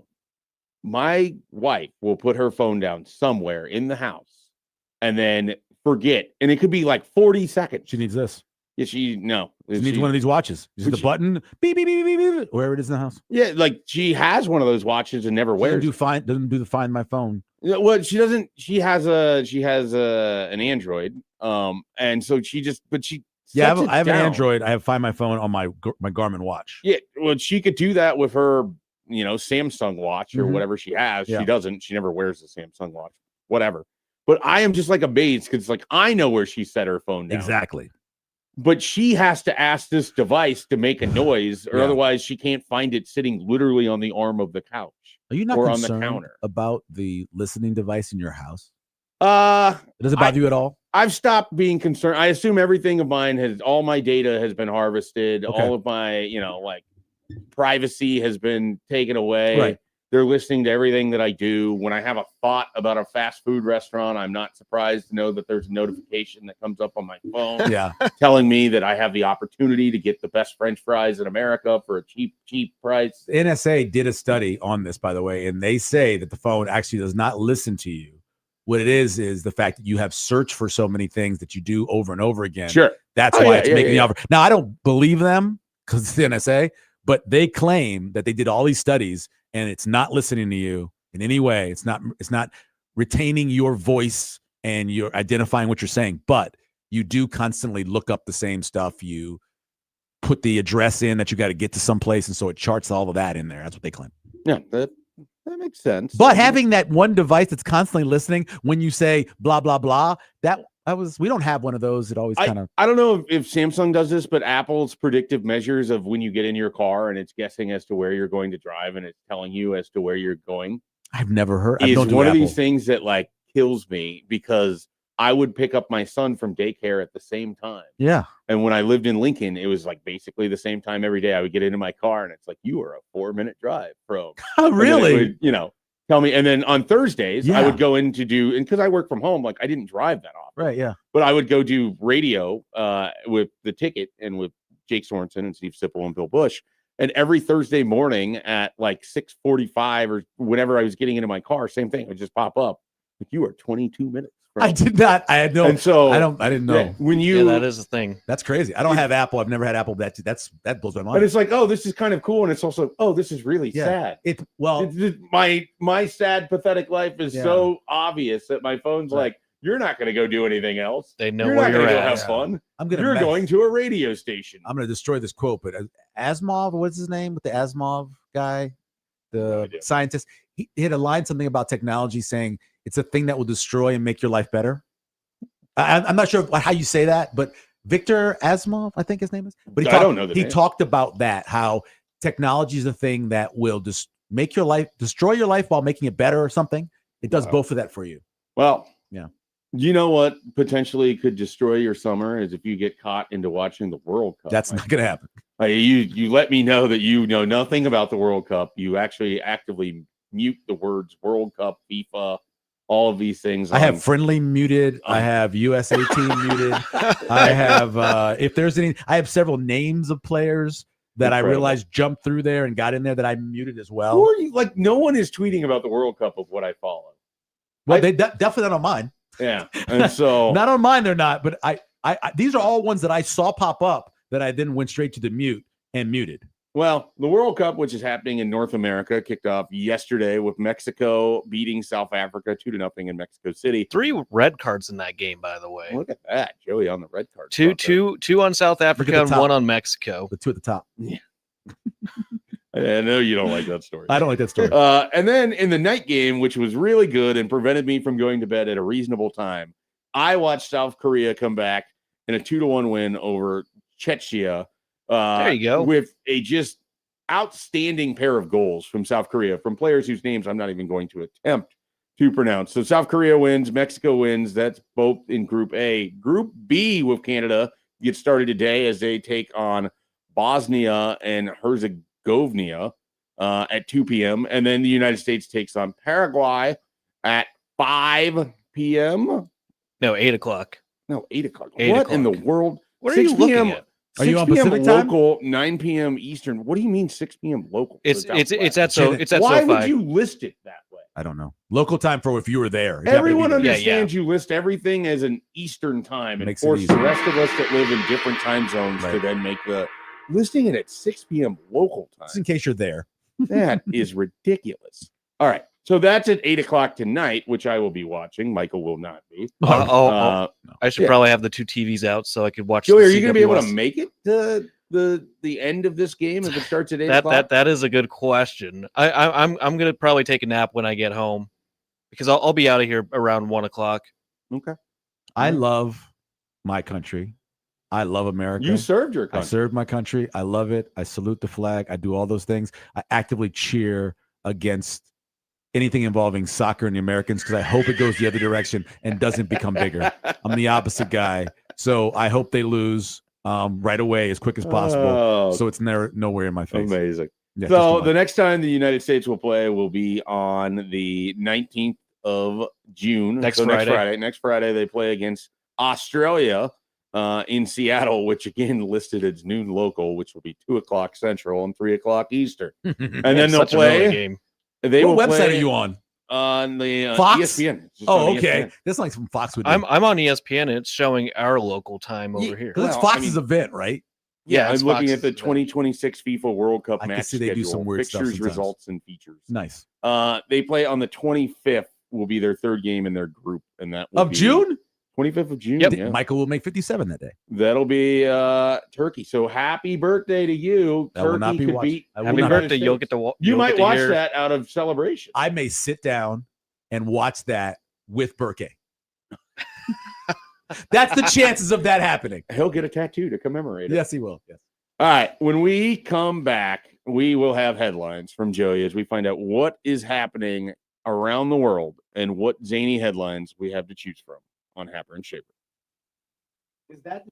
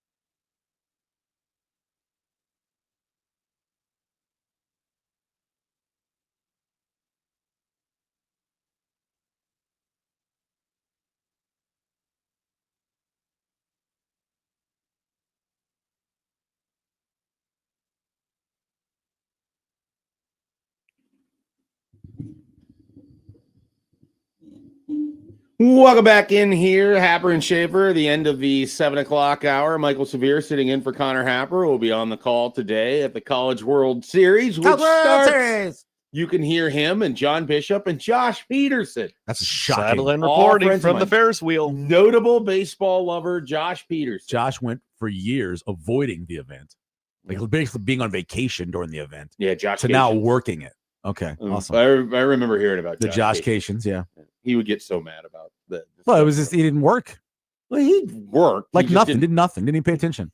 Didn't know what was happening. Heard that something was happening downtown. Didn't know what it was. Somewhat mischaracterization. You saying I'm exaggerating? Slightly. I doubt it. Slightly. But yeah, Josh is he's being called up. He's part of the national broadcast. He's had to learn a lot about baseball, I'm sure. There's this bat thing. That's why they have the Tuesday segments with Mike Farron. Yeah. Years of preparation has gone into this moment, but you can hear those guys on the call for West Virginia, Troy, for North Carolina, Ole Miss. Those are your games today. Tomorrow, you get Oklahoma, Alabama. Alabama. And then the night game, which is really good. And I will be at the Savannah Bananas instead. It will be, you give me really weird. Me and Connor agree on this completely. Oh, and I agree. Texas, Georgia. It is my nephew's birthday. Well, congratulations to your nephew. That is what we're doing. Let's go suffer and watch this thing called Banana Banas. I'm gonna suffer. It'll be fun. Santa Banas. It'll be fun. I grew up going to the Globetrotters. My 2-year-old will enjoy it. I'm sure he will enjoy it for 15 minutes unless you get him something to eat. Well, there will be something to eat. There better be that something won't to eat, be a problem. because that's how 2-year-olds handle going to sporting events. That kid can eat. Give them something to eat. That kid can definitely eat. Did you know that second day, that Saturday, that all those teams play in the same conference? Did you know that? They're all SEC teams. That's what I heard. Interesting. Did you know that if Ole Miss wins their side of the bracket, yes, we're guaranteed for an all SEC final? That's what I heard. That's what I heard. Hooray! I would like to avoid that. I have no dislike towards the SEC. I grew up hating the Big Ten. So I've never gotten over the hate I have for the Big Ten because of what they did to Penn State in '94. So I've never been the person that cheers against the SEC. I have no feeling whatsoever towards them. It's the Big Ten that when they have misery, I kind of go, ha, ha, Big Ten. I like to think that I cheer against everybody in some way, shape, or form. I don't root for anyone specifically based on conference affiliation. I'm not. The line is I'm not prejudiced. I hate everybody. Yeah, that's Sure, cool. equal opportunity destroyer. Yeah. But more conference wise, if there's one conference that I dislike more than the others, it's the Big Ten. Yeah, mine is almost entirely the SEC, just based off of having to hear about how amazing they are and everything all the time. That gets old, but they are very good at everything. A lot of things, yeah. So Southern things. There we are. All right, today's headlines. Your Cup of Joe headline. Yes, sir. Headline number 1, man tackled children off bikes, dragged one into his home after being ding-dong ditched for weeks. Ding-dong ditch? Yes. Yeah. You're familiar with this? No, I thought you called me a bitch. What? No, what did he say? So it's when kids would go up to a doorbell, ring a doorbell, run away? No. I have to tell people all the time, I didn't grow up in that kind of neighborhood. Yeah, well, you get shot. In suburbia Midwest. Oh, this okay. is a thing. No, I've never heard of that. Sorry. I don't recall doing a lot as a kid. It feels like I did a little bit of it. I heard about that. I heard about putting like stuff, the flaming poop on people. Yeah, that stuff didn't. That feels more like what's a TV the throwing show. stuff in your Eggs toilet or toilet paper? that TP in the house. That didn't happen where I'm from. Yeah, these feel like more Midwestern. These are definitely things that get you killed where I live. Why'd you kill him? He TP'd him out. One child was dragged into a home and several. Okay, that's interesting. What else you got?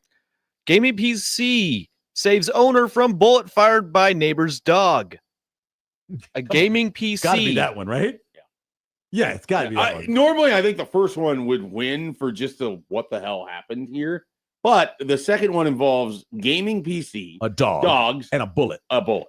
Yeah, we have to click the second one. Yeah. So we are selecting the second story, which comes to us from TechSpot. Gaming PC saves owner from bullet fired by neighbor's dog. In the age of Ramageddon, a $200 Ram stick just proved its worth in an unexpected way. Well, this is not written by a journalist because it starts with WTF. The first couple of words of the story. In a story that could have come straight from The Simpsons, a gaming PC owner says their rig saved them from being shot after their neighbor's dog, yes, dog, accidentally discharged a firearm. The bullet traveled through a wall heading toward the person, but it changed trajectory after hitting a ram stick, which these days is likely more expensive than bulletproof shielding. Redditor Angel Baby ZZ writes on r/PC Master Race, good Lord, that they woke up in the middle of the night to a bang and a glass hitting them in the face. Oh. While Angel Baby ZZ was presumably in a daze, a neighbor arrived crying, shaking, and repeatedly apologizing, terrified someone had been hurt. Incredibly, it turned out that the firearm had been discharged by their dog. Let's see what kind of weapon. It hasn't said yet. Because I don't believe in this yet. So after the police arrived and investigated, the Redditor was told that they would have been hit by the bullet while they were sleeping had their PC not altered its trajectory. Angel Baby ZZ later wrote that they found the bullet under their pillow. Wow, a bullet fairy? Is that a thing? Could that, I don't believe any of this. This is apparently photos show that the projectile went through the motherboard and deflected off the G-Skill Trident Z RGB RAM stick. These are all words. I just bought my son a RAM stick. The neighbor in the incident was charged with criminal negligence and had her gun confiscated. Her insurance is expected to pay for the repairs, cleaning, and other damage. She added that anything the insurer wouldn't pay, she would cover herself. I got to know what kind of weapon it is. It doesn't. So I know if this is true or not. In the article. I need to know. I can tell you based off of the weapon, the firearm. It does if reference the dog actually did it or not. It does reference the Scottsbluff gun incident with the dog that we talked about a couple. Yeah, I don't. A lot of things I don't believe in based off of somebody lies to get out of their own. Yep, no doubt about it. Yep. All right, come back 8:00 hour next on Happer and Schaefer.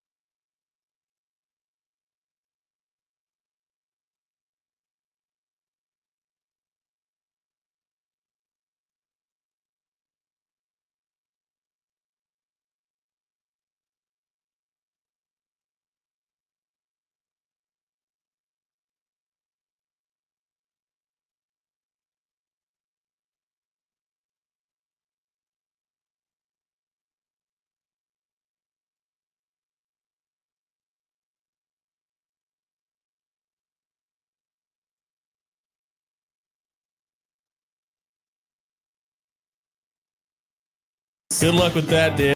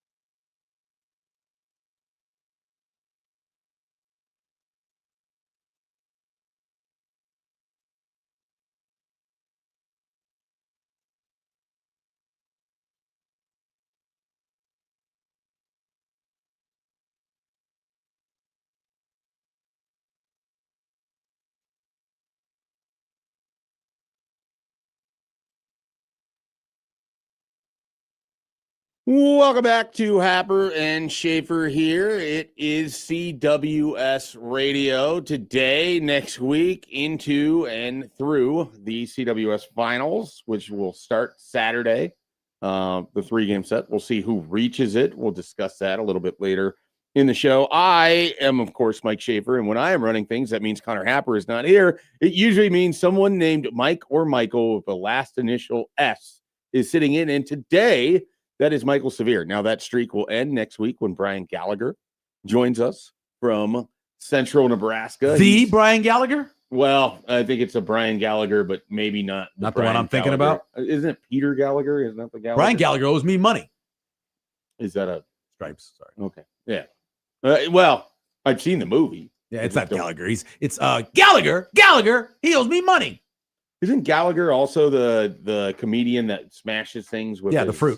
Yeah. Went to go see him once here. I think he's like from Nebraska. His brother, I know, is from. He talks about his brother. Yeah. I know his brother is. I don't know where he is originally from, but yeah, he's a great show.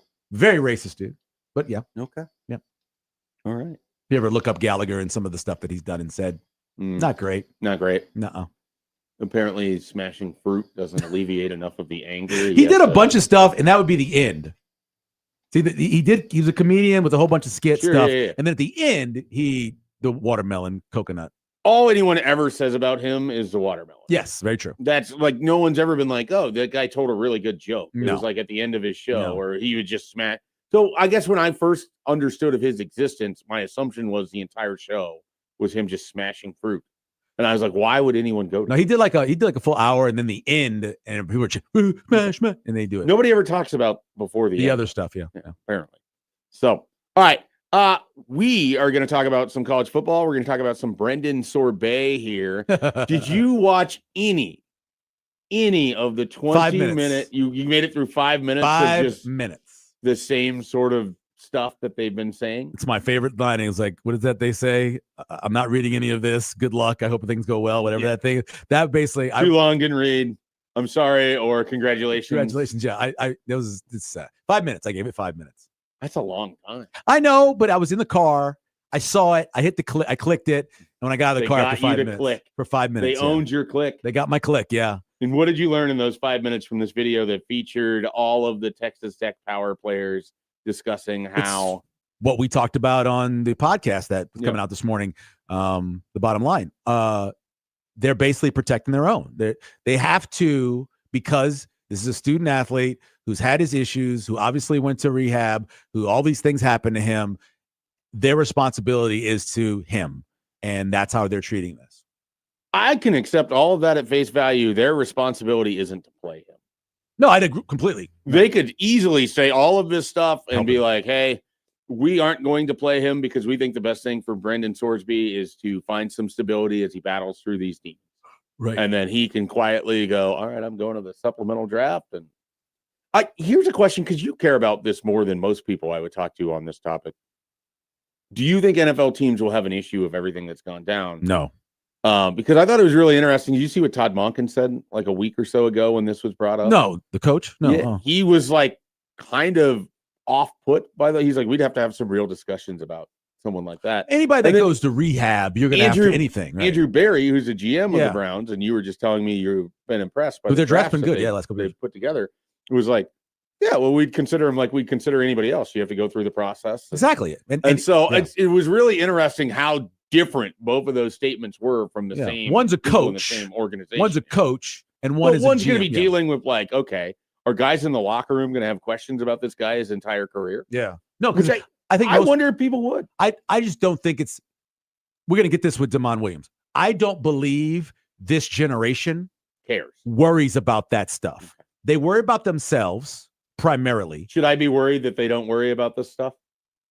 I don't know, because it's good in a way. Yeah, well, because you have to be able to turn that off and go play football or basketball, whatever. You can't worry about what somebody else. You cannot be thinking about that while you're attempting you can't to play. Destroy a quarterback wide receiver connection because two wives don't get along. Right? You can't have some sort of affair with somebody. Your wife gets in the middle of it. The other wife gets in the middle of it. All of a sudden, you're trading away one of the best wide receivers in the league. So that can't be a thing. Sounds like a very specific reference. It's a very specific reference. It happened with the Philadelphia Eagles. But I don't think especially when you're talking about like 19 to 23-year-olds, I don't think they give a damn. Look, he did whatever he did. That has nothing to do with me. Can he get me the football? Yeah. Can he score on 4th down? Can he not throw an interception to the corner of the end zone when we're going down to win the game? That remains to be seen when it comes to Brendan Sorbet, but we will see how things go there. And teams are going to base off, can he win? Can he play? I think he can absolutely win. I think he makes Texas Tech a more threatening contender. I meant the next level, the league. Well, for definitely. Sure. Yeah. With that, he was a guy that, prior to all of this, I was really intrigued, like what his NFL stock would look like in a year where you're going to have Dante Moore and Arch Manning and all of these other guys potentially involved in that draft. Where does the Sorsby come in on that? If he would have went out after the run with Cincinnati instead of in the transfer portal, is he a day 2 guy? I think third or 5th round. Okay. Yeah. Does he go before like a Carson Beck? Yes. I would personally, I would rather have him than Carson Beck. Yeah. Right. I'm still dumbfounded that Carson Beck got that Miami team to the championship game. One of the best defensive lines in college football. I know it wasn't because of him. The most dynamic freshman in college football. But there's something about him that makes me think that he's just a shipwrecker. And he didn't. Carson Beck? Yeah. Well, Carson Beck has made both the first game and the last game of the year the play that ended the game for his team and lost it. That's who he is. He is going to make really poor choices on throws, and it's going to cost you games. I cannot believe he went as high as he did, that there was It's real a shot. conversation. A lot of guys. Ty Simpson as high as he went. Well, It was a bad quarterback year, so people decided, you know what? I need a quarterback. I'm going to jump up and I'm going to take a guy who I know isn't ready to be an NFL quarterback, but I'm taking him on potential. The Cardinals are like discussing the idea that he's going to be starting because they got nothing. Yeah, well, and that's a bad. And you know what's not a bad thing for them if they want to be in the top 3 again, start him. That might be what they want. That honestly feels like it's the strategy. The Jets too. Jets are the same thing. Yeah. The Jets don't want to can't win too many games to get yourself out of the quarterback carousel for next year. Yeah. You just can't. All right. Well, the other thing with Brendan Sorsby and that whole story, Ken Paxton, is that the right name? Yeah, Ken Paxton, AG. The Attorney General from Texas more or less threatened the Big 12 that if you take any action at all, the state of Texas will pursue an aggressive lawsuit against you with potential punitive damages. Was it tortious? Was it what is it? Something interference. What is it called again? Tortoise interference? Tortoise? Torts? I can't remember the word. But yes, you cannot interfere with the judge's decision. The judge's decision was for the injunction. You cannot interfere with that. That's what Paxton is saying. And they will sue you up to $200 million. Which I'm surprised that the state of Texas is even looking into this. I'm not shocked it needs to be involved in this. State of Texas is not. I'm not shocked at all. Politically, they've been involved in sports and things like that for longer than almost anybody else. It doesn't look great that Ken Paxton receives financial contributions for his super PACs and everything else from Cody Campbell. 1.7 was it for $1.7 million in 3 days he raised? Something like that. Something crazy like that. Yeah. And he is running for governor, I believe. Yes. Yeah. So, obviously an opportunity for him to put himself in some headlines. Though I would think that would almost work against some of your constituents who are angered by this. Lubbock only makes up a small portion of a very large state. Yeah, but we talked about this. The people that are in the House, the state house, the people who are in the positions of judges and other places and everything else. A lot of those people are Texas Tech people. Lubbock and Waco and Texas Tech and Baylor. Yeah. So, which I didn't know that. You were telling me about the Texas House, that so many of their actual politicians come from Baylor. Yeah. Somewhat of a surprise to me. So that's kind of what's going on with this. We'll find out Monday. We don't know a lot more Monday. Yeah, we'll find out what the Big 12 wants to do. Brett Yormark, a guy that we sort of jokingly make fun of on this show, but we kind of have an appreciation because he's willing to try to do stuff for a conference that needs any good publicity that it can get and has to kind of think outside of the box because it just isn't on the level of either the SEC or of the Big Ten. I don't know I didn't know what he could do anyways. Like, I don't know. He could invoke the bylaw but they don't really have a clear bylaw that would just allow him to suspend Brendan. Well, it would require a vote of everybody. Yeah. So the whole committee would have to vote on it, meaning all different schools, but it's there. They are given the opportunity based off of their bylaw to punish and or suspend anybody anything they want. That talks about schools, coaches, players, administrators. It's the cover all that's in the bylaws. Yeah. The elastic clause, if you would. Yeah. That they effectively would need. But they didn't do it for Baylor, by the way. Right. They didn't do it for Baylor, No. which should have had it happen to them. But maybe they do it now. Baylor, which, had both the Art Briles stuff going on and then also Dave Bliss. He had a murder. Actually had a physical murder. Which we know that Joey McGuire has said this is not murder. So I don't know. It's not murder. It's maybe true. he was referencing Dave Bliss as part of all of that as well. But I know that kid at New Mexico, by the way. He was at New Mexico. That's where he started his career before he went. The one that got killed. Yeah. But I always refer to Dave Bliss because he was the coach that covered it up, but he wasn't the one that. But he didn't do the murder. Yeah. So I got to be careful there because you have to sort of explain that for people. There's people that don't know that story. That's strange. Well, I remember it really well because of New Mexico connection of it. Sure. But yeah, if you don't know the story. I remember it really well because a teammate murdered another teammate and the coach covered it up. Exactly. Yeah. That's why I remember. Yeah. Because that is insanity. It is. That's Baylor. Absolute insanity. They covered up rape. Weird place. They covered up rape and sexual assault and all kinds of things. They covered all that up. Waco, a religious university covering up rape. I'm shocked. Have you been to Waco a bunch? I was actually there for an entire week during the event. That would be a year. I was pulling. They asked people, local college kids, to come and help with CNN and pull cable and do all that. And we went up there for 6 days. We were there helping out. Was this during the standoff? Yeah. Wow. Yeah. Because I was at Sam Houston State at the time, and we went up there. And David Koresh, right? Yep. What was the name of the Branch Davidians?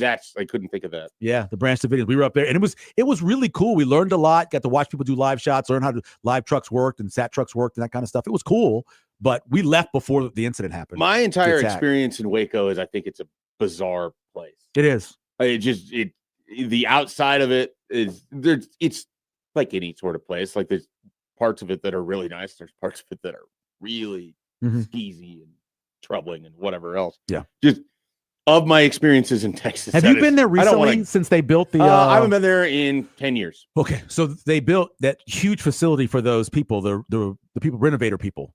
Oh, the Magnolia. So they built it's like a mall Chip and Joanna Gaines. slab. Yeah, it's supposed to be really nice. I've not seen that. Well, that's when people were flocking there, and that show was sort of based around that. And all I could think of is, I wouldn't want to live in Waco. Exactly. I felt weird just being there for a few hours. Like it's just two of the weirder places I've ever been in terms of going to a convenience store was in Waco and in Auburn. Went to Auburn, Alabama, went into that place, and I just felt really uncomfortable there.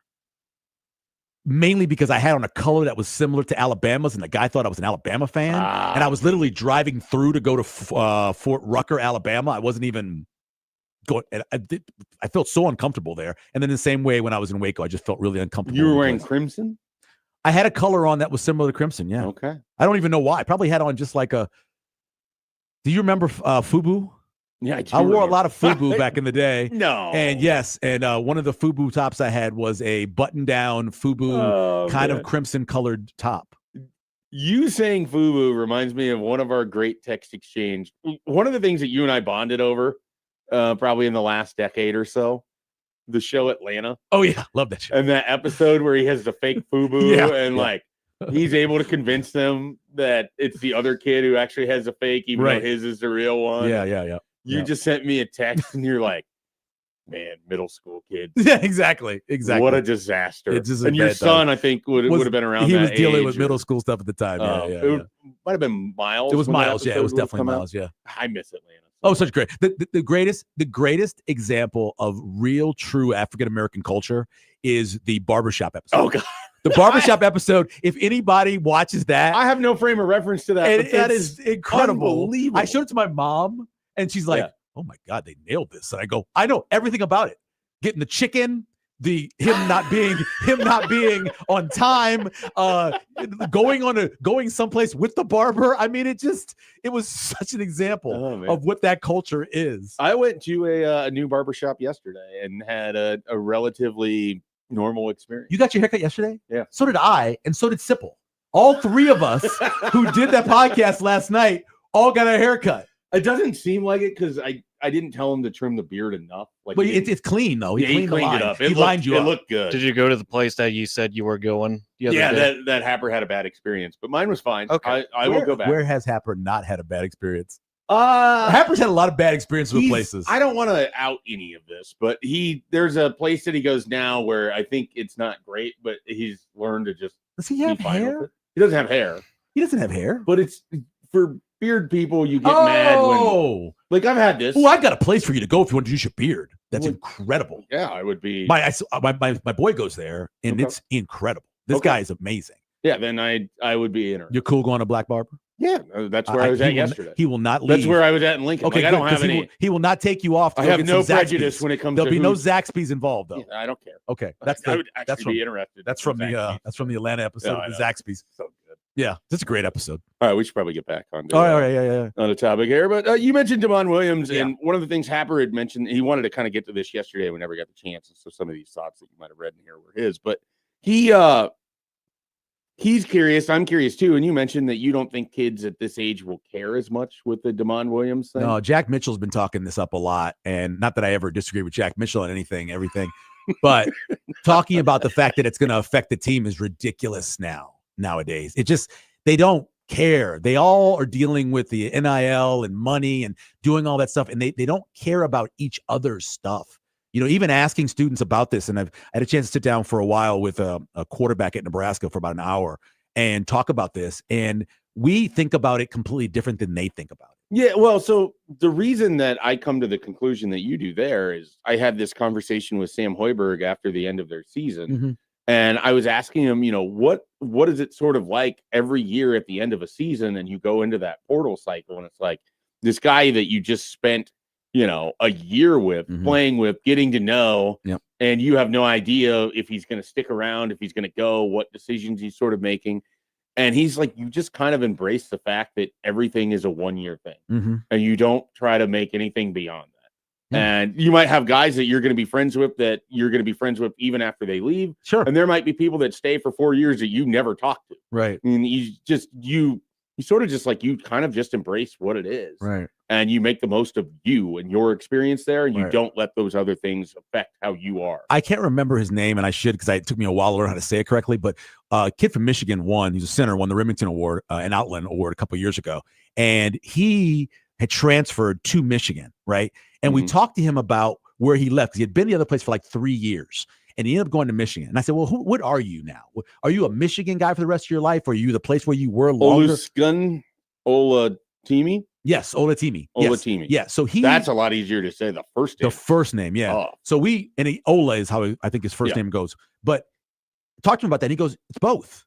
He goes, just both. You know, I have all these friends who I joined when I was a freshman, who I'm going to stay friends with. I'm a Michigan grad too, because that's where I end up finishing. You went to multiple colleges, though, right? No, I'm saying, I went to junior college. Okay, but there's still people that you interact with or that you know from your time at junior college? Okay. I don't make friends.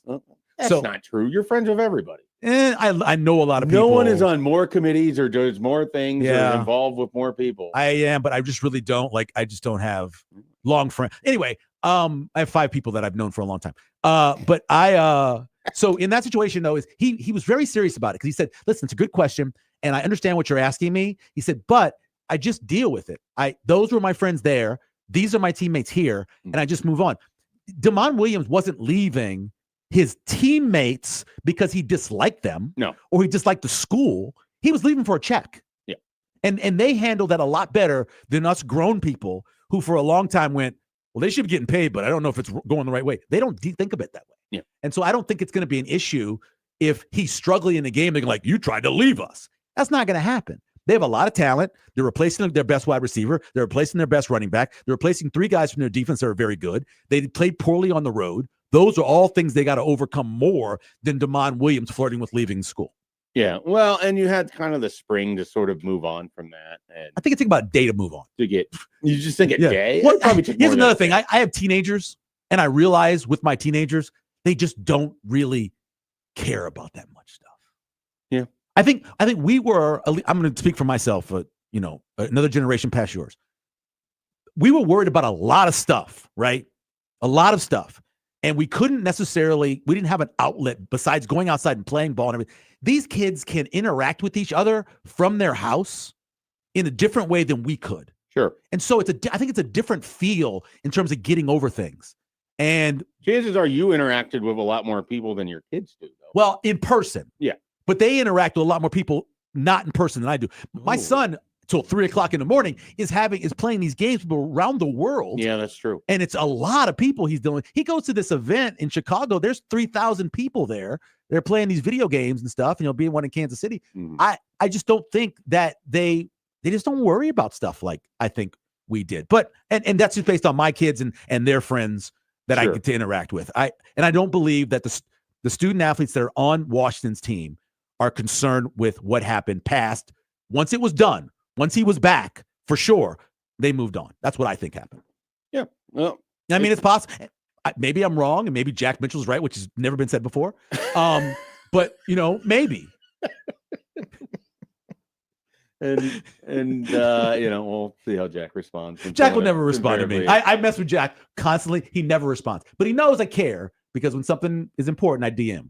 Yeah, well, but in public, I don't like him. Okay. But in private, you do. Okay. With that silence answer. He's like Andrew. I don't like any of those guys. Okay. Yeah. All right. Do you like any of these guys that are on this list of quarterbacks here for college football? I asked you to find some guys that were maybe a little bit deeper down. I don't know what your opinions are on. And they did Arch this in Manning tiers, or, right? Yeah, they did. They it broke in this in tiers. I don't agree with their tiers necessarily. Yeah, here Maya at was CBS way Sports. too low on the obvious. You highs and me and candidates. Josh Peterson are like Maya. Yeah, ever since after that first year at USC, where I watched him play when he came in the Nebraska game, and I go, he's got a lot of problems with his release. He puts the ball in harm's way too much. He got so much better. Lincoln Riley, quarterback whisperer. He got so much better. I would take him. They have Dante Moore, Arch Manning, Trinidad Chambliss. I take him over Chambliss. Mensah, who I like, but I take Maeva over him because of the team he's with. Saying you got to put him in there because he's with Ohio State and they could go 11-1. So boring.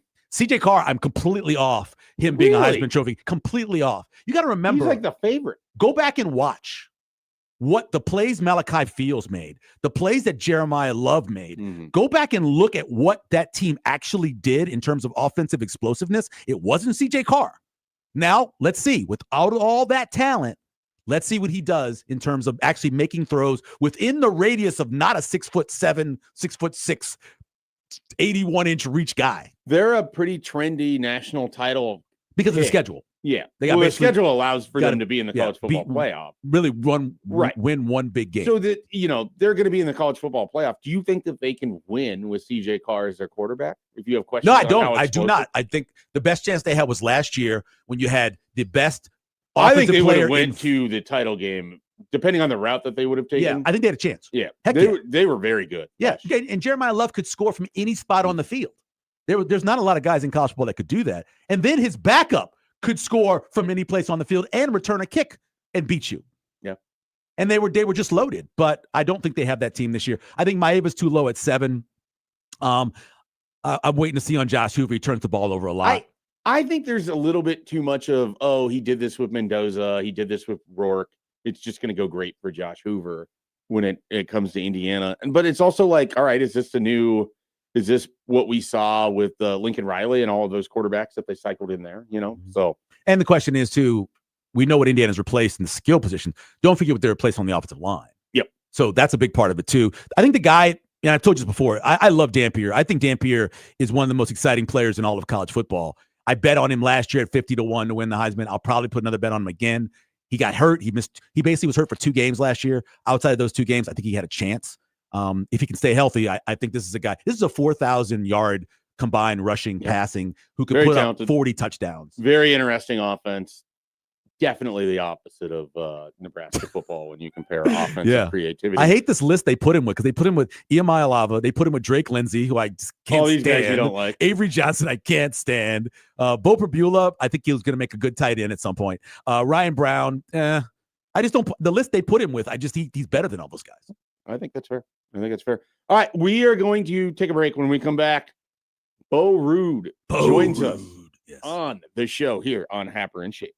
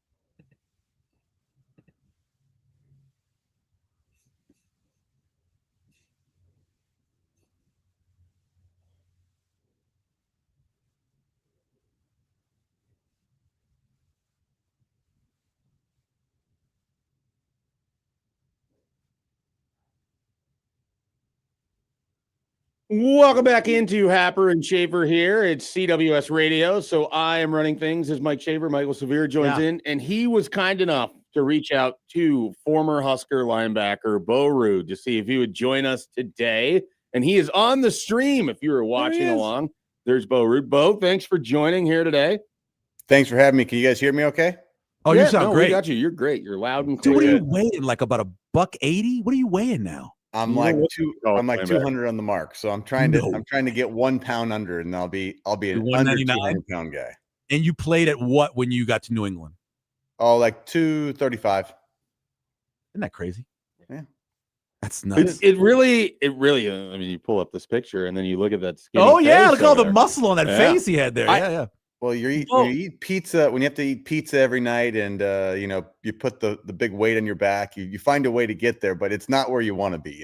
It's like you gotta fight your way to get that weight. For me, so my experience with former players is it goes one of two ways. Yes, yep. That either they lose so much weight that you wonder how that guy ever played offensive tackle. Yeah, or it's like, oh, that was a former football player at a long time ago, and it's like actually it was only 6 years ago. Oh, well, okay, that's a lot. We had on Joe Gans a couple weeks ago, and Joe probably $175 now. He's just a rail now, and so that makes a lot of sense. You in terms of Nebraska and getting ready for the season, and obviously you do stuff with Nick Baugh and the Nick Baugh podcast. How much work are you doing preparing for that? You have your own job, but in terms of the podcast, how much preparation stuff are you doing?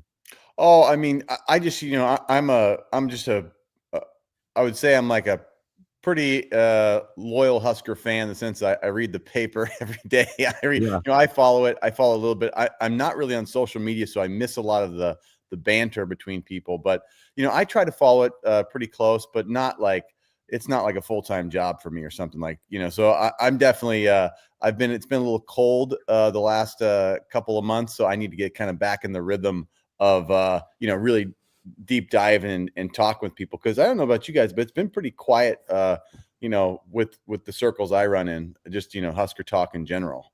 Yeah, definitely been a quiet off season. How do you sort of feel about things just from the defensive side of it? Michael and I were going through kind of his sort of depth chart that he put together and looking at these position groups, and you have different defensive coordinator and some different coaches in there. With what and of the players that you're familiar with, how do you feel like Nebraska bounces back, or can they bounce back defensively in 2020? Well, it's funny you say that. I had a long conversation yesterday, sort of kind of getting back into the football mode. Stu Bradley, a former teammate of mine and a buddy of mine, that's one of the things we do. We always catch up and we talk about it. We talked for like a long time about, all the different position groups and like, are we better at this position group than last year? Kind of like comparing ourselves to last year. So it was kind of a fun thought experiment. And I think our big takeaway was, especially defensively, like it seems like we're upgrading just about everywhere. And I think the big question for us was like, how good is the D line going to be? So it's like, we're going to be upgraded everywhere, but are they going to make a big enough jump on the defensive line to really make a difference? Maybe. But yeah, I mean, I think for the most part, like it seems like we've got pretty good pieces everywhere else that we feel, that are pretty clear upgrades to me. Is there somebody from that D line last year who you anticipated getting invited into the club quickly? In the club. Whoa. The club. Like, that's big for you guys. Who's going to be in the club? Like Riley Van Poppel, I think we all thought was going to be in the club last year. Yeah. And he did not get into the club. Just stuck waiting in line. Williams Winery, we thought maybe he was a guy that was going to get in the club. Is there somebody you watch from last year who you think that light may click on to where they move the velvet rope and let him in the club? Yeah, I think Winery's the guy that I don't know which direction he's going to go. Like, is he a guy that's going to fade into oblivion, or is he going to be the guy that's like, oh, he's our first or second round pick? Like he's a guy that's kind of he's got some tools, but I'm not sure exactly what we got out of him. Like he'll do some things that nobody else can do. But I just don't know where he's at. I think that you guys would know better than me. Was he running second team right now coming out of spring? He was in the spring. Yeah. Spring he started. He was second team. Yeah. Yeah. And so that's a little concern to me, is like, is he a guy that's going to make a jump, or he just needs to find his feet? But he's a guy I think had a lot of talent. so I'm interested to see kind of how his career plays out, because I think the upside could be high there.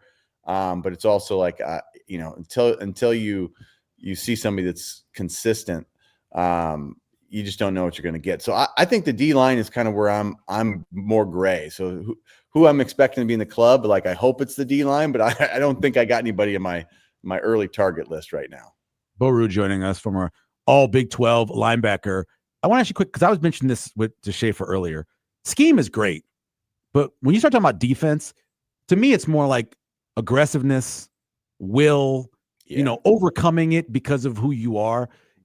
In terms of that, Riley Van Poppel, Nwaneri, how important is that aspect of their game to take them to the next level? Just unbridled aggressiveness. Yeah, I think if you know what you're doing, you can play fast. And, you know, I think you're right. There is just that aspect of if you're not playing extremely hard, we got a problem like from the get-go. Like then the rest of it matters a little bit less. But I think the only thing is like some guys can play hard, but if they're confused on what to do, it slows them down. So that would be the sort of more technical, like, oh, you can get these guys a better understanding, or you can change the scheme and get them into a, you know, something that fits their skill set better. Like those things you can do as a coach. But if like your players aren't wired that way, or you can't get them to play, then it's kind of a non-starter, right? You're never going to be a great defense if you're not going to play sort of balls out all the time. So yeah, I think that's a great way to think about it. But you know, there is things you can do to help certain guys just sort of unlock that. Is like, you know, make it clear what they need to do and get them in positions to help them succeed, right? So, you know, sometimes you make guys play out of position and it's just not going to go well, right? It's just not what they do well. So you should never ask a player to do something that they just really can't do well. And that's kind of the art of coaching to me. Is like put people in positions like they can succeed at, and then just, you know, and just have them ready to go and prepared, and so they can then play fast. So, Bo, I'm kind of curious, when you think back on your career, the style of player that you were at Nebraska, and certainly getting to the NFL, and you look at current football and specifically current college football, what do you think you would have had to change about your game to, if anything, to be able to fit in with the style of football or the way the defense is played now? You know, in a lot of ways, I would have been a better fit today than I was then. I mean, the Big 12 was starting to become like a wide open league a little bit, but you know, the rest of football was still there. It was still a little, the premium wasn't quite yet on, I think, on speed and, you know, ability in space, especially in the pass coverage. And that was one of the things I felt like I was good at, that I think would translate now. Because, you know, I wasn't that big of a guy. I could have probably played at, you know, 10 or 15 pounds less than I even did then, and it would have been fine. So in a lot of ways, I would have liked to play in this era. And I would have liked that, you know, you could get paid. You know, guys like me would have been like, it'd been nice to make a couple of bucks too. So I'll never be mad at the players for taking it. But yeah, it's kind of funny. The old guys are going, you know, we're a little jealous of it all. So Bo's gonna be a part of the Jet Award. We're having a roundtable fundraiser April 27th at Hurrdat Sports Bar, and Mo Berry will be there, and Josh Penderas and Brendan Riley. But one of my favorite things since I got in the business, especially when I got here in Nebraska, was sitting and listening to former players just talk to each other. It's awesome for someone who didn't do it to watch you guys do that. Can you kind of talk about that when you get a chance to just reminisce or just talk about the game with guys who played it and what that's like? You know, I think for me, it's been something I've enjoyed my whole life. I've got I would say a pretty unique experience, because my dad and his buddies, you know, they were from the 70s. So I grew up with the guys from the early to mid 70s is kind of like the group I grew up with. So I got all the stories. I got all the dirt. I got all the good stuff from those guys, from like the first national championship teams through like kind of the mid to late 70s, where my uncle was on, you know, the team that beat the Sooners in that 78 game with, you know, where the second game of the century, essentially, right? And so I got that crew. So I grew up with those stories, and then, you know, I grew up obviously as a kid in the 90s. So, great times there. But, then of course, like, having your friends and your teammates from the 2000s and, getting to just when we get together, it's like, it's always stories, and it's always, you go kind of right back into, it's almost like what you guys do. You're kind of like debating what we are and how good we can be. And then you're kind of like a fan and an analyst almost. Right. So we all kind of do that. So it's fun, but it's a special bond, I think. And it's a special bond, like, over the generations. If you can connect with some of those older players too, I think that's been a real joy for me too. Hey, Bo, we will have to do this again. Appreciate you jumping on here for a few minutes this morning. Loved having you. Loved talking Nebraska football with Bo Ruud here on the Happer and Schaefer show. Let us. Bo, appreciate it. We'll see you down the road. We'll see you in August. Yeah, absolutely. Thanks for having me on, guys. Thanks, man. Appreciate it. Yep. See ya. Bo Ruud, former Nebraska linebacker. It's great to have him on. Another thing that's great, free food. You can get signed up for that. Oh, yeah. At 1620 The Zone. Turn up the flavor with the Summer Sizzle giveaway. Enter to win, and you can score a combo meal every week all summer long. That's 13 weeks of hot, delicious wins. No cooking, no stressing, just sizzling bites on us and Arby's. Enter now at 1620thezone.com. Make this your tastiest summer yet. And if you haven't, fire in some Friday shout outs. When we come back, we want to shout some things out. I have a few shout outs that I can get to here as well, but I want your shout outs. So send them in the Zone Twitter feed, of course, powered by Liquid Trucking, the Equitable Bank inbox. You can send one to Mike at 1620thezone.com. Would love to get that. You can text us in on the text line. You can call in 402-951-1620. Yes. I almost gave a cell phone number. I've done that used to before have. many times. I've done it myself. I had to really think on I've that done one. it. Lots of ways to reach us. Be sure to get those Friday shout outs in. We are doing that next as we finish up the 8 o'clock hour.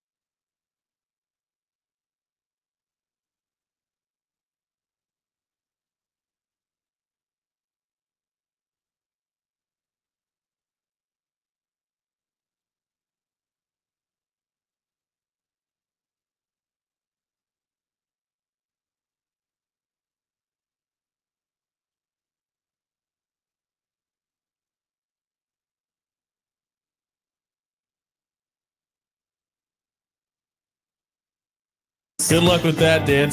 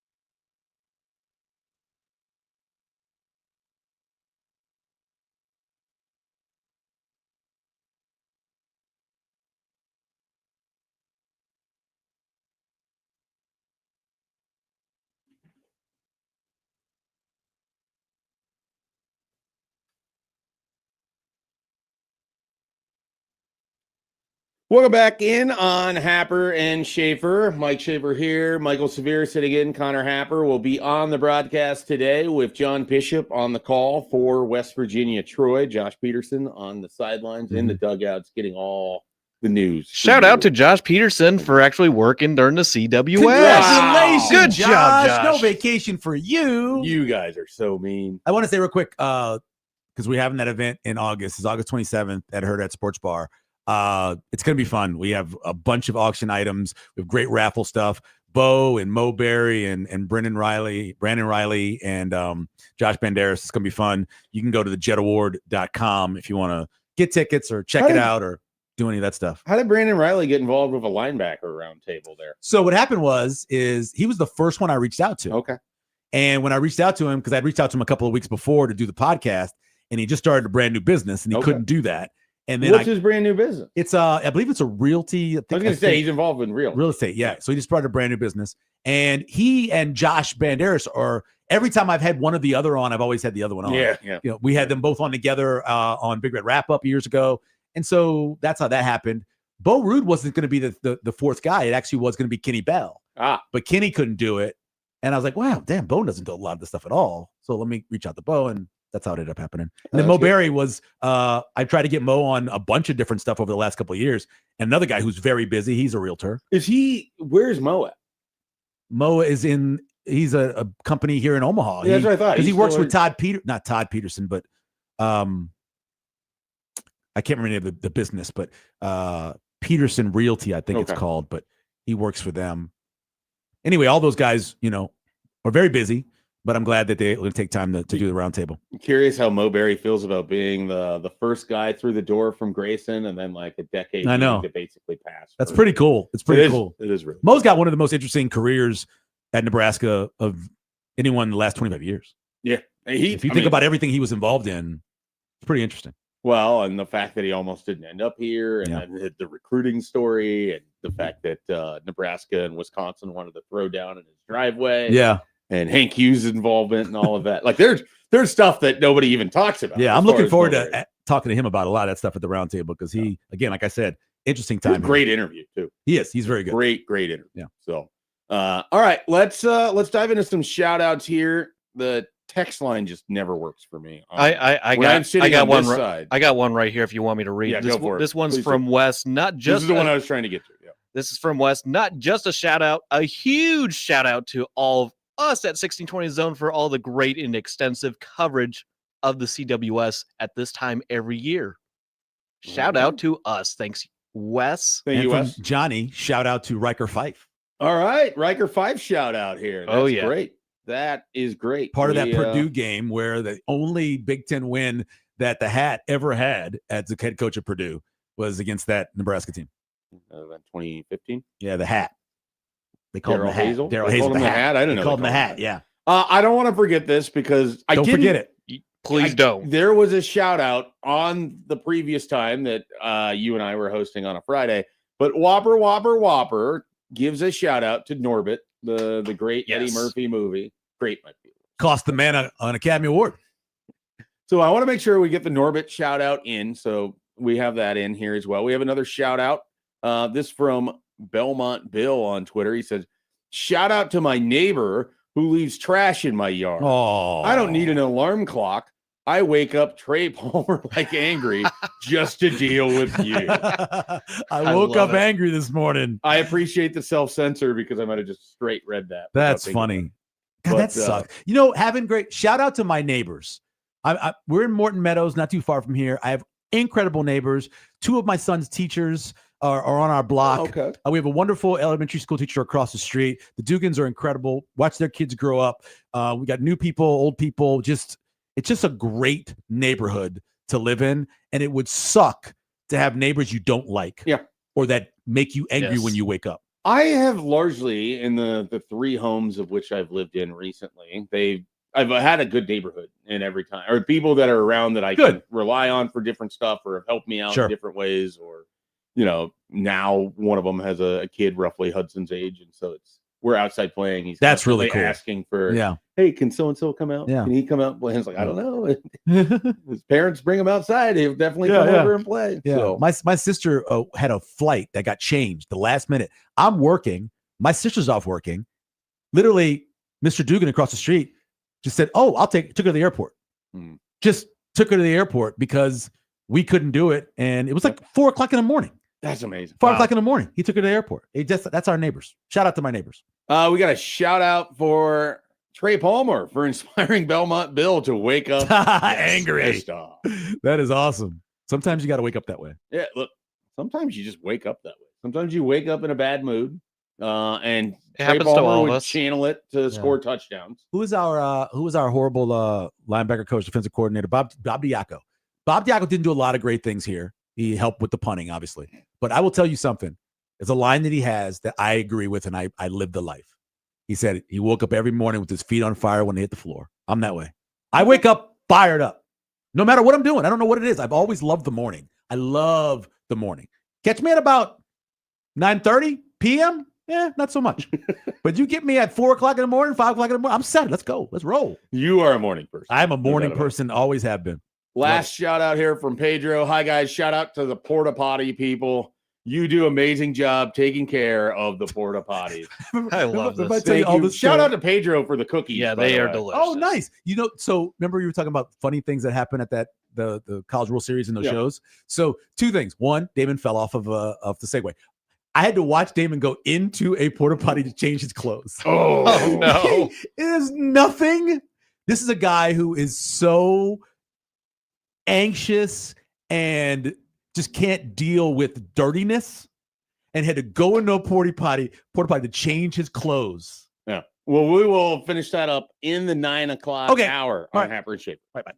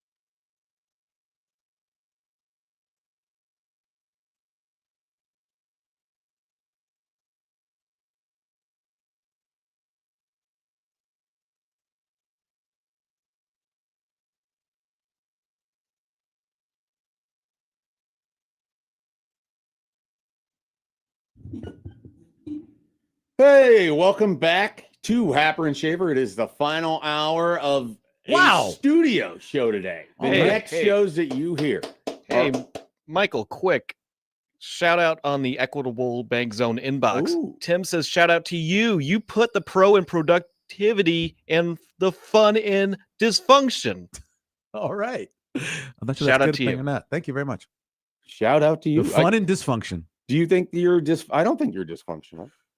I think I am in a way because of some of the things that I believe in.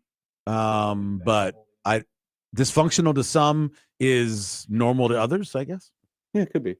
Something like that. Could be. Yeah. But I'm a little strange. I feel like you have everything in sort of neat and orderly. Oh, I am structured. Yeah. I'm a Structure structured is a cat. word. So like I feel like I can operate. One of the strengths that I think that I have is I sort of can operate in chaos. Generally of my own creation. But like other people, when it just deviates a little bit from where they're at, not saying that this is you, but there's people that I know where if it's not exactly as it's lined up to be, it's like they just can't function. Yeah. I like to just plan for everything. That is something I've noticed about it's you. the line. It's a line. That's why, it's Coach Tillett, junior year civics class, proper preparation prevents piss poor performance. Ever since he said that, I've lived that. I've lived that philosophy.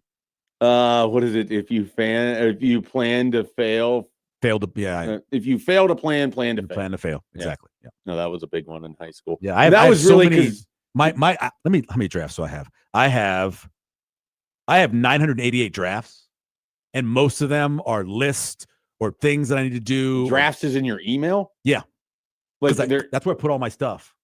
Oh, instead of just like a notebook. Yeah, I do everything in my drafts, and in my inbox I have 33,272. But in my drafts, I have like the breakdown for the depth chart in defense and all the stuff I did about Holgerson and all the shows, my irrational angry things. I keep my running list in there. Nice of you to include Holgerson and irrationally angry. He's not in. They're just in the same spot when talking to me. Yeah, when they're talking to you. Yes.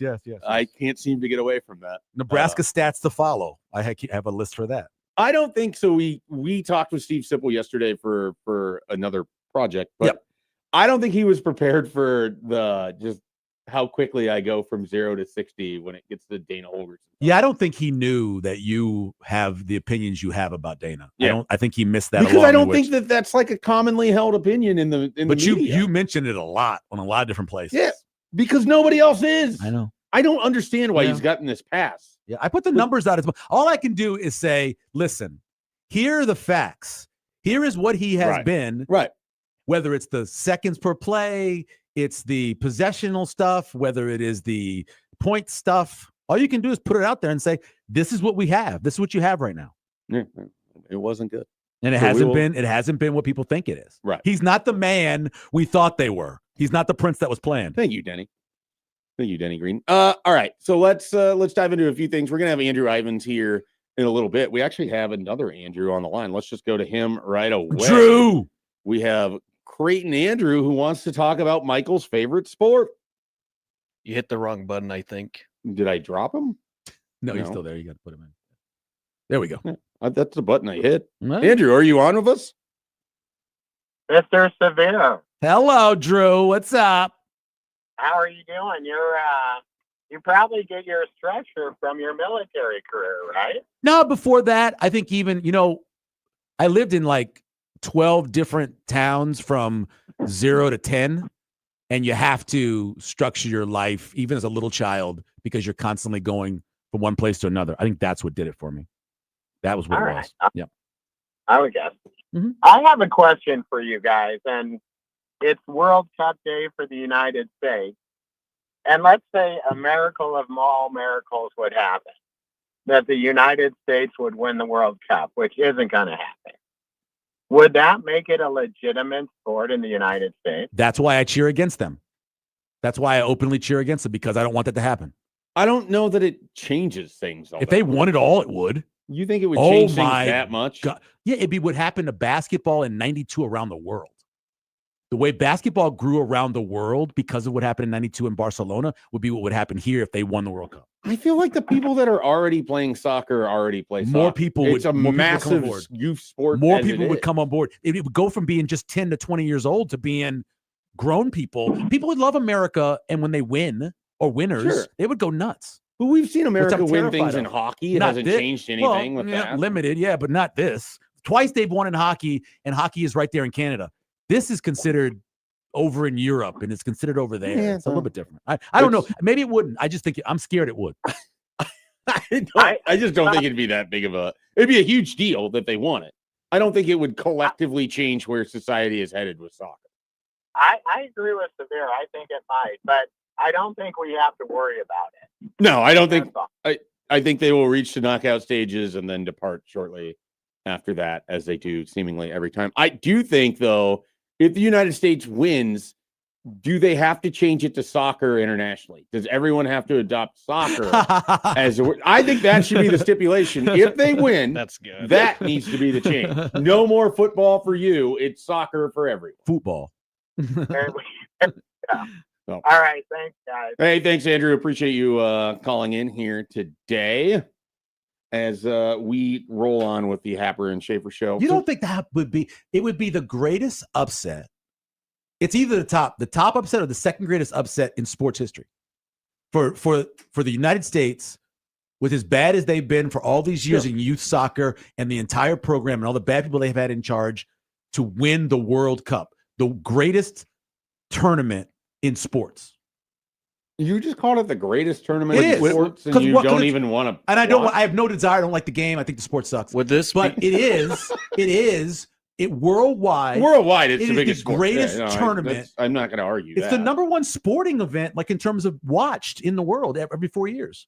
More than the Olympics, I believe. I think people would get caught up and be patriotic about it and excited about it, and I don't think it would change the calculus for soccer that much. But Okay. I've also basically spent my entire existence being told that soccer is going to explode, and its version of exploding is that no one cares about the MLS still. And the weird people that you know are the weird people go and care about their EPL teams at 6 a.m. on Saturdays and talk about it with their other people and then never really talk about it with anybody else. Like it's popular. Like people like soccer, but I just don't think it's going to change where there's this massive movement to more and more people playing soccer at a higher level. I know what you mean. I was 6 years old when Pele came to the Cosmos in New York. I was living in the Bronx. I know what they told me. I remember what they told me when the U.S. actually advanced out of the knockout stage at one point. I know what happened when all People of a have been sudden, telling me forever that soccer is poised to be it won't be American football, but it'll be the second biggest sport. I know, and it has moved, never going to happen. It has moved up to like 4, right? So it's Maybe ahead of past baseball. It's ahead of baseball nationally, and when people pick their favorite sports now, it's crazy. That's what the Gallup poll shows. But I believe if they were to win this thing, because of what it means for people in America to win something, it would go nuts. This would be above the Miracle on Ice against the Soviet Union. Yeah, I didn't even have that. Was that a boon for hockey? Yeah, it was. I mean, Like, did people grow up playing hockey because they saw the Miracle on Ice? Here in Nebraska, as you know, in Omaha, it blew up. So they had. I don't understand Nebraska's roots with hockey. It's incredible how it blew up here. Okay. You had all these different ice places, and you couldn't even get in at Moto because of it. They had an entire wherever I am, they had a hockey store that was built basically on the back of that. Wow. Like at 67th and Center. It blew. I think soccer. Maybe I'm underestimating football would blow up. What the appeal of this would be. Trust me, I'm not hoping it happens. I mean, look, the women's team wins all the time. That doesn't seem to be enough for people. It's never will be. I as much as I love women, I've always loved women. I will continue to love women. Ham. But in general, Abby Wambach. People don't. They just don't. It just still, when it comes down to it, this sports thing is an our thing. Yeah. It's a man's thing. It shouldn't necessarily be. The great sports bar in town where they have the women's owners of the sports bar. Great for them. It's just not that way. But if this men's team wins the greatest tournament in sports, in terms of popularity and eyes watching it, it would be incredible here in this country. Yeah. Well, but I am cheering against it. You are cheering against it. I'm cheering against it mightily. I've been cheering against it for decades. I used to care a lot more about the United States soccer team. That Did I you do now. really? Oh yeah, I would go to Captain Jack's in Lincoln. Mm-hmm. I was a dues-paying member of the American Outlaws. I've gone to international matches. Yeah. So Shirley, who's it's over a at American great- Outlaws, right? Shirley, I used to talk to him all the time. Yeah. He was the local guy, and we talked about it all the time, all the problems. I would have him on the show over at the paper. I talked about it a lot. I'm not a fan of it, but I do want to know why something in a country with the greatest athletes in the world, with the most money we have in the world, with the incredible structure we have for our youth sports, can't be better at it. So I always wanted to know, but if they could get over the top, man. But so isn't the easiest answer that the things that need to happen for the appeal to grow aren't going to be there, in the sense that the celebrity of being an American soccer player is never going to be what it is to be an American athlete in the other professions. You don't think it could be if the sport becomes that? Because basketball wasn't. I don't. And basketball became. So I think it's a chicken and egg thing. Like, I don't know that you're going to get these people to look at soccer and be like, all right, well, I'm going to choose that over this other sport where I can make more money. Mhm. I'm going to be more famous. I can, you're going to utilize your athleticism however you're going to. Right. But that path is easier in basketball and baseball and football than it is in soccer. There's nothing easier to play in America than soccer. Sure. No, because of the you need a simplicity field, of the you need game a field and a ball is why it's international. Opposed to everything else. It's and why it can be played doesn't in the cost as barrios much and money. Yeah. Doesn't cost it's easy. Right. So it should be something. You gotta remember this. This country was a race track country. It was all about racing on horses. It was a boxing country. It was all about boxing, the king of sports, right? All of that stuff. It became a baseball country. It became a football country. Basketball was dying in this country and became what it did in the 80s. There's a space for it. There's a space for it to jump. By the way, you know that I was just looking this up earlier. Ronaldo makes almost $4 million a match he plays. Sure. A match. International. Yeah, a match. I'm talking U.S. But what you have to have is those named people. Sure. They finally have a star. I don't know who the And guy they is. all come here when Don't they they're have a 38 star? years old. Don't they have a star on the on U.S. the U.S. team? I read something on it was in New York Times. Pulisic's the Okay, only so this one. guy's a star. This guy, if they win it, becomes one of the most popular people in the world. Yeah, maybe. That's I mean, he's. I think it's going to be a really hard sell to get Americans to invest super hard in a sport where its professional league will never be the best. That's always a challenge for American people. Yeah. They want the best of the leagues all the time. Yeah. And your athletes, your best American players, are always going to be playing overseas somewhere else. Will they, if that happened? Yeah, I think so. It would I don't change? think the MLS would explode and be able to pay them more than like Real Madrid or Manchester United or Manchester City or any of the. Isn't Ronaldo on one of the Saudi teams? Yeah. now? I don't have any idea. Yeah. That's part of why I will he's tell you making $4 that million a match. for a number of years, every great women's basketball player had to go play overseas. And I know the WNBA is propped up by the NBA, but the ratings have climbed. They've actually started making some more money. And it's because of good players, and it became more interesting to watch. I think the same thing could happen with soccer at a man level, opposed to the women who are much better and more talented and winning more. I welcome this to happen. Yeah. My cynicism is that people have been predicting this for 30 years. Longer. I was 6. When my entire came across, lifetime is basically like, just wait until the beautiful game finally catches fire in America.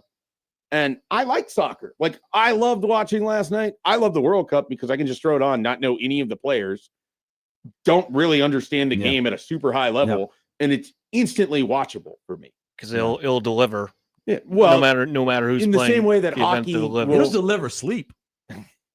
In the same That's way that true. hockey That's has true. like a condensed few moments that explode.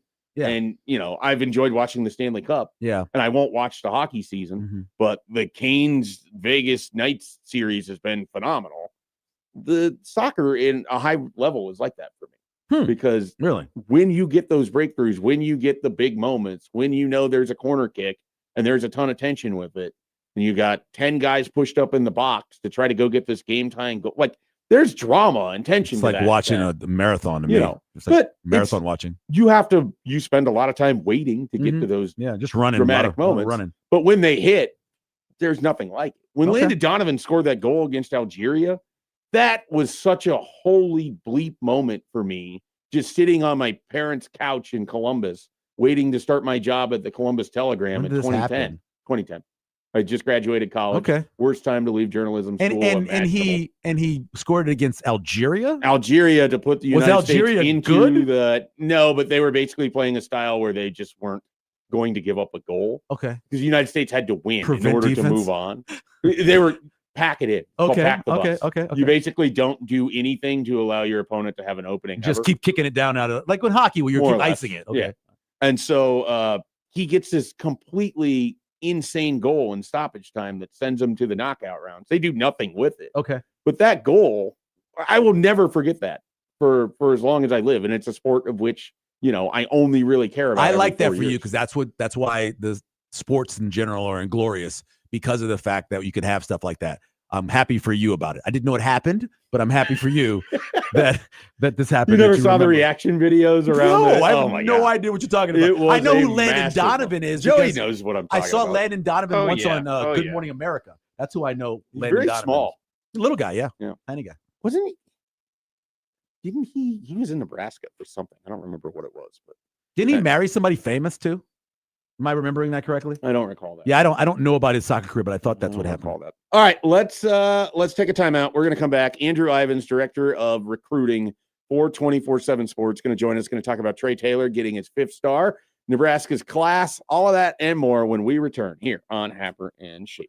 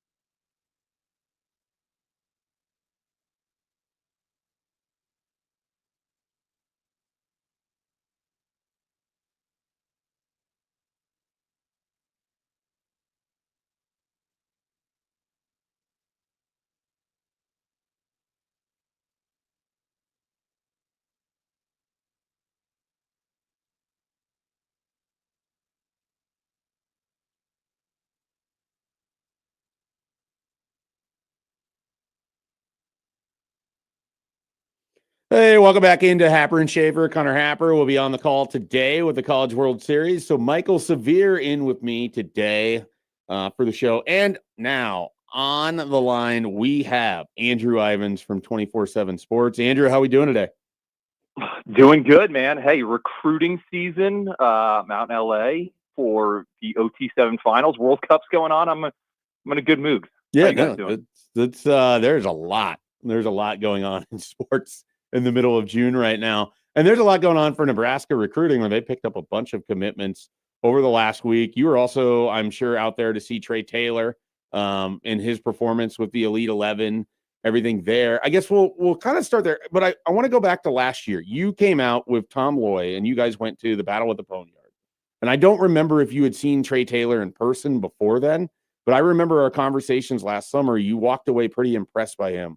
What areas have you seen growth for Trey Taylor since you kind of first started evaluating him and having him on your radar to where he is now as a 5-star and a top 10 player in the 2027 class? Yeah, Mike. I mean, it's kind of unique in my position because you're always told, hey, I got the next great 8th grade quarterback. I got the next great 9th grade quarterback. And you're like, okay, well, we'll see in 2, 3, 4 years. And Trey was one of those guys, kind of one of those quarterback proteges. You saw the clips of him throwing at college camps. You kind of saw the workouts, but he didn't really have any on-field context in terms of varsity starts. So, I think it's the first time I saw him, he was maybe a freshman somewhere down in Miami. But yeah, last summer when he was at that Battle of the Boneyard was kind of the first exposure point to him where it was really an eye-opener in terms of what he was able to do as a passer, his ability to kind of read defenses. And I know it's 7-on-7, there's no live pass rush, but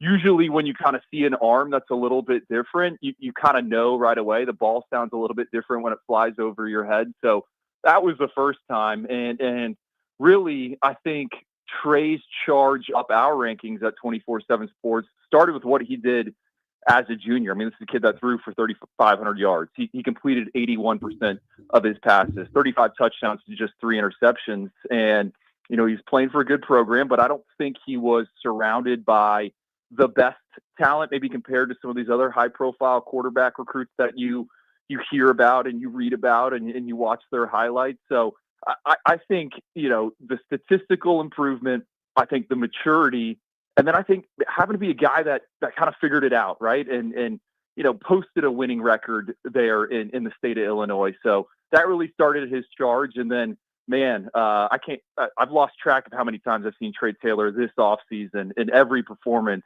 it's been really, really good. And it kind of culminated last week at the Elite 11 finals where he was our co-alpha dog for the event. Andrew, I know things have changed a lot in recruiting when you bring in the money aspect of it. But it used to be if you brought a guy in like that was a 5-star and you brought him in Nebraska, it meant a lot of guys were going to come with him because of it. How much do you think having a guy who's a 5-star to be your quarterback will lead to an increase on some of these higher rated skill players to join him at Nebraska? Well, I think it's helping them with the Ahmad Hudson, the 5-star tight end who was in town last weekend on an official visit. And you're right. So much has changed with recruiting. I mean, guys, let's not forget, it wasn't a few years ago, these summer official visits were kind of like a new thing and everyone didn't know how to react. Now all the schools are trying to get the guys committed before the summer official visits, right? It's, hey, we got your spot. If you don't take it, guess what? We're going to bring someone else in and they're going to take that contract deal. So a lot has changed, but at the end of the day, I mean, you still have to recruit the families. You still have to build a relationship with the player and everyone inside his camp. And you have to point to some type of success or pathway on the field. And I think if you're a Nebraska fan, what has to have you excited is every 2027 recruit around the country knows who Trey Taylor is, right? Yeah. We're in the social media age. Everyone's on Instagram. And he is such a great ambassador, I think, for the Cornhuskers. He's out here in LA at Overtime OT7 for their finals, their championships. It's 3 days, and I had a chance to talk with him yesterday. And he's just going through all the guys that he's trying to get to join him in Lincoln, and kind of giving his opinion on where some of these guys stand. I think the name he kept going back to was Ahmad Hudson. So I think it certainly helps kind of having not only an ambassador, like a representative out at these events, but a guy that's also really talented and has a chance to be a difference maker on Saturdays. So, Andrew, I'm always kind of curious about this. I'm amazed I never asked you in the multitude of times I bothered you when I was working with 24/7 Sports on it. But how much do you consider the intangibles aspect when you're evaluating these guys, when you're putting in ratings? I mean, one of the things that stood out about Trey Taylor right away is just sort of, to me, was just kind of the way that he talked, the way that he carried himself, how he conducted himself, all of that. Is that part of your evaluation scale, or do you try to remove some of that because that doesn't have as much to do with what's happening on the football field?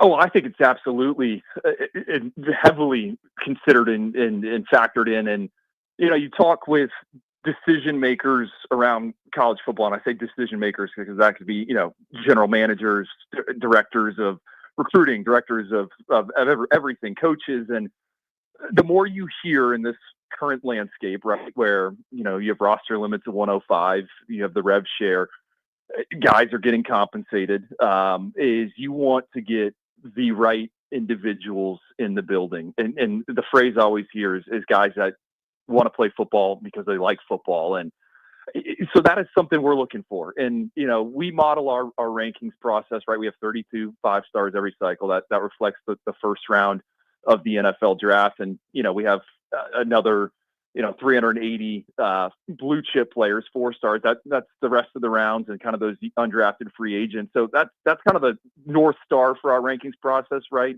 We want to see, hey, are they going to get drafted at our 4-stars and 5-stars? And, we don't have the ability to be an NFL front office and get out there and, bring guys in on 30-player visits. But when we're on the road, we're trying to gather as much information as we can on these individuals and interacting with them. And, we're not going to get to everyone in the country. And certainly, a 5-minute conversation is just a snapshot in these guys' year-long journey. But I think you can learn a lot. And to be honest, one of the reasons why we waited so long to stamp Trey Taylor is because we wanted to see what he was like at the Elite 11 finals. When you put him around 19 of the other top quarterbacks in the country, I mean, is he a guy where, he rose to the occasion, or did he kind of crater and look like a guy that was maybe in the middle of the pack? And it was the complete opposite. I always say what's unique about the Elite 11 finals, I think, kind of that opening workout every year, 1 or 2 finalists, when they throw,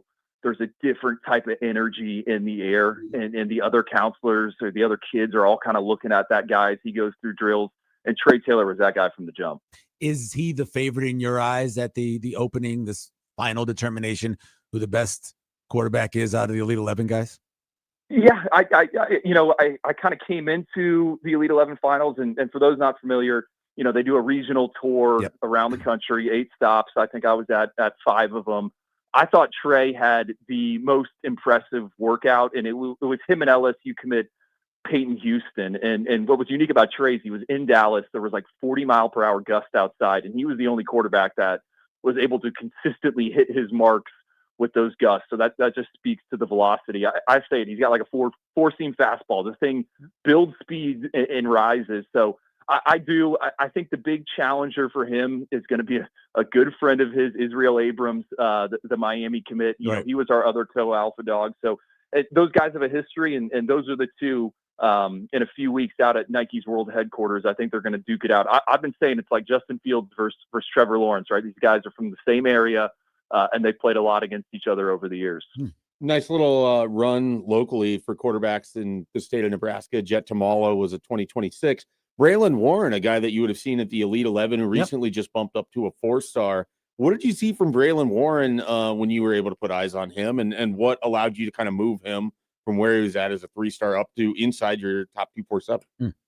Yeah. What do you guys put in the water there, right? Like Texas was the quarterback state, California was the quarterback state. Now it's all these Nebraska guys. No, Braylon Warren, I just think he's so smooth mechanically, and we interact a lot with the Elite 11 coaches that are there, and these are the guys that when we're in NFL draft season and you see the pro days and all the top quarterbacks going through, like those are the guys that are out there. So it's the Palmers, it's McAvoy's, the Quincy Averys, the George Whitfields, and just talking with those guys. I mean, Braylon was a favorite kind of coming into the event for them. And then as it progressed, that's a name that kept coming up. I knew he was going to punch his ticket out there to Oregon. I think for me, it's the mechanics. It's repeatable. It's smooth. He can hit his marks, at all three levels. He's a stocky, athletic guy. He kind of reminds me of Kenny Minchie, who was at Notre Dame, is going to take over at Kentucky here this upcoming season. One of the the most coveted arms in the transfer portal back during the winter months. And I love the fit for him at Missouri, but I also think there's some other schools that are kind of sniffing around. I mean, I've had different coaches kind of hit me up and ask about Braylon Warren. So to me, I think it's a high floor with him. And then finally, we did kind of do some mock interviews with these quarterbacks, and we thought Braylon's was one of the best. I mean, he's a guy that is very sharp between the ears. That doesn't surprise me. Yeah, I think what really stood out to us as well is, he doesn't play a ton of 7-on-7, and he had his entire team out there, I think, in the days leading up to the event, kind of going through the playbook and going through the offense. And not a lot of the other finalists did that. So it's a guy that wants to be an overachiever. His dad obviously played for Nebraska, played in the NFL with the Packers in Arizona, and he runs a camp here, Warren Academy. How much of this quality we're seeing from these quarterbacks across high school football is because of all these private instructors and private camps they get to go to year round? Yeah, I certainly think it helps, right? And I think the other thing, for us, the more we, study this and have some more data points, the biggest thing with the quarterbacks, I think, is the live reps you get on Friday nights. And the whole reclassification thing is becoming bigger and bigger. I think if the 5-for-5 rule, gets applied, we're only going to see more guys kind of skip their senior years of high school. But, you look at a Braylon Warren, I think he's 22-3 as a starter. And I always say it, I mean, yeah, you can go somewhere and run the scout team for a year, or you can try to win a state title and have to be in some adverse situations. So, yeah, I think the year-round training certainly helps, but I think the live reps, again, hey, it's 3rd and 10, you got to get 11 yards. Hey, the defense isn't getting stops, so we got to kind of respond. And, specifically with Braylon and Trey as well, I think those guys have shown in competitive situations that they can kind of be the catalyst. They can kind of be the difference. And, the baseline for that is going to be, hey, your mechanics and doing it year round and being able to kind of tap into that when the bullets are flying. So it certainly has helped. And, I think with the trainers, the fact that Nebraska is going to have, I think this will be the 5th or 6th Power 4 quarterback in the recent years, that just speaks to it's not a regional thing anymore. It's not just, hey, the guys in Texas are getting the advantage because they play a year round. I mean, you do have the opportunity to elevate what you're able to do. Andrew, you were always a guy that was pretty excited about Matt Rule ending up at Nebraska. I think you believed in kind of what Matt Rule has done elsewhere and the way that he goes about doing things. You look at this class that they put together, this looks like, at least right now on paper, with just 16 commitments, shaping up to be the best class that he's had at Nebraska. Beyond Trey Taylor, anything else kind of stand out about what Nebraska's done so far in this cycle?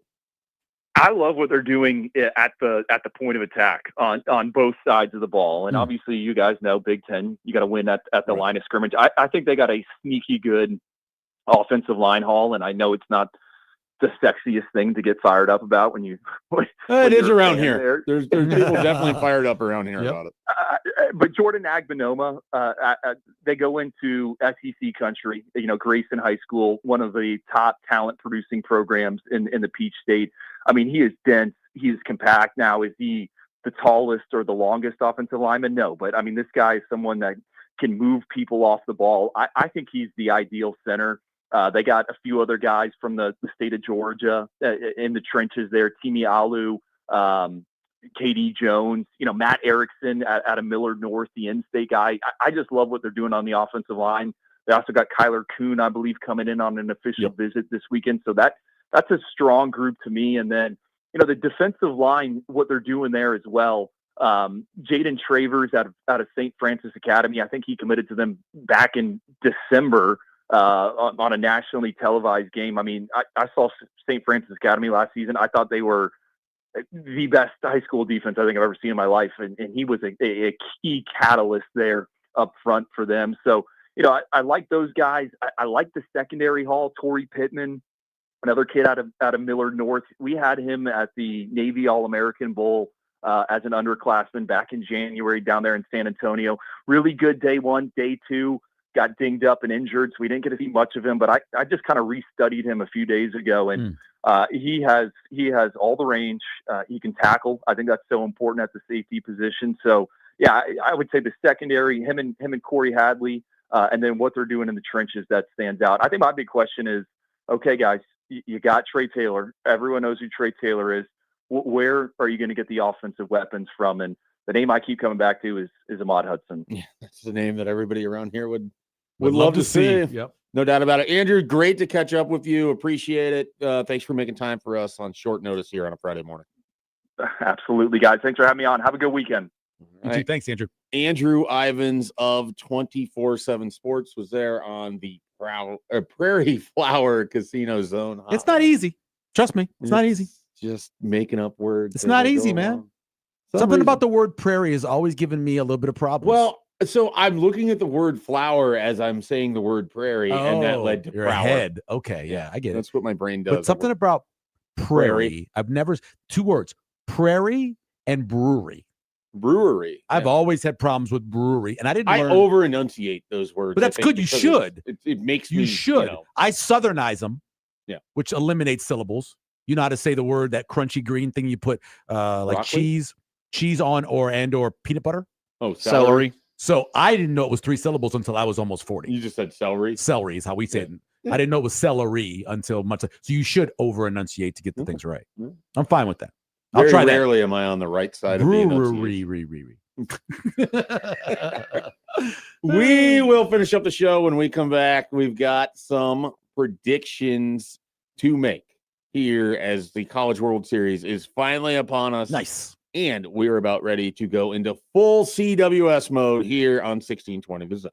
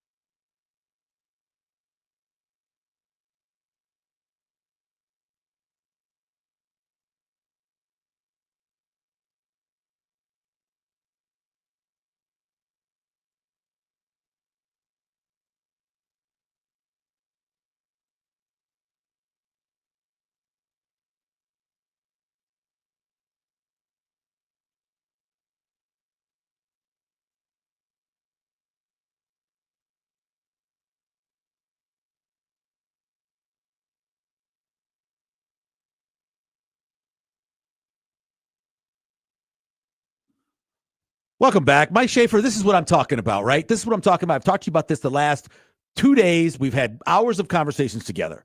We talk about Trey Taylor and all this stuff. And then John sends an email that says, it's going to be fun to see how successful Troy Taylor is at Ohio State. Did you call him Troy? Or did he say Trey?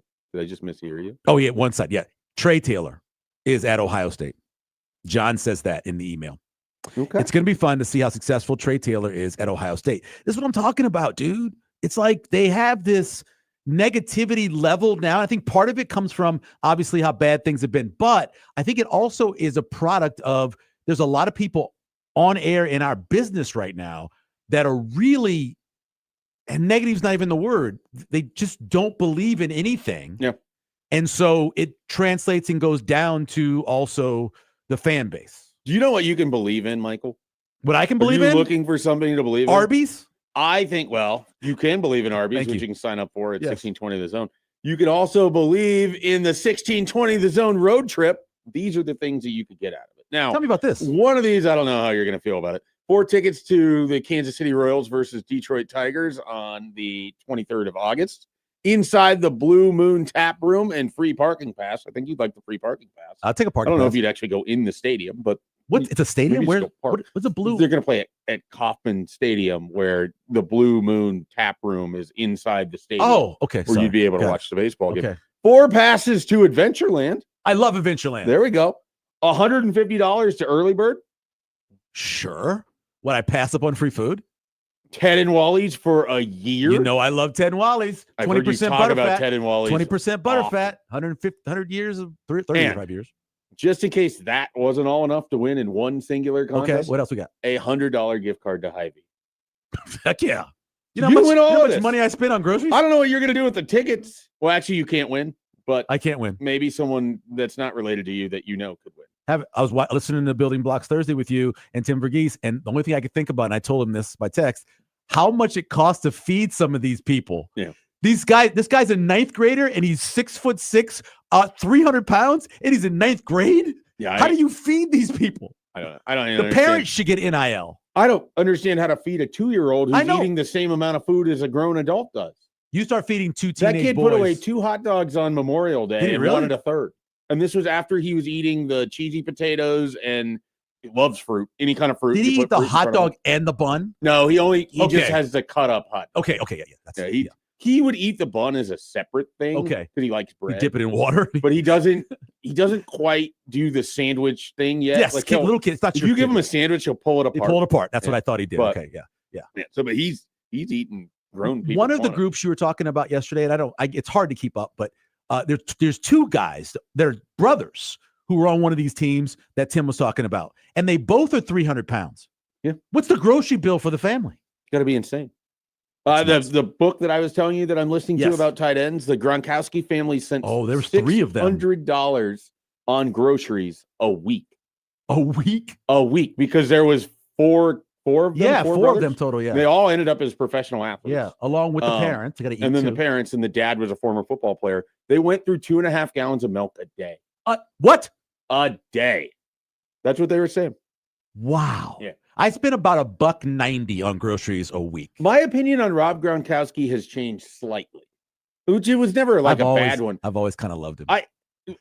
He's the love guy the we were talking player. about. The Love guy we were the talking about. player. Yeah. Neanderthal. There's a lot more actually going on inside his Oh, head, sure. and a lot of the Neanderthal is He plays it up. kind of more of an act. He plays it up. So Yeah, sure. I'm with you. I kind of appreciated learning that. Yeah, a little I bit. can't wait to listen to this thing you did, but I'm highly offended that Russ Francis isn't a part of it because Russ Francis changed the position.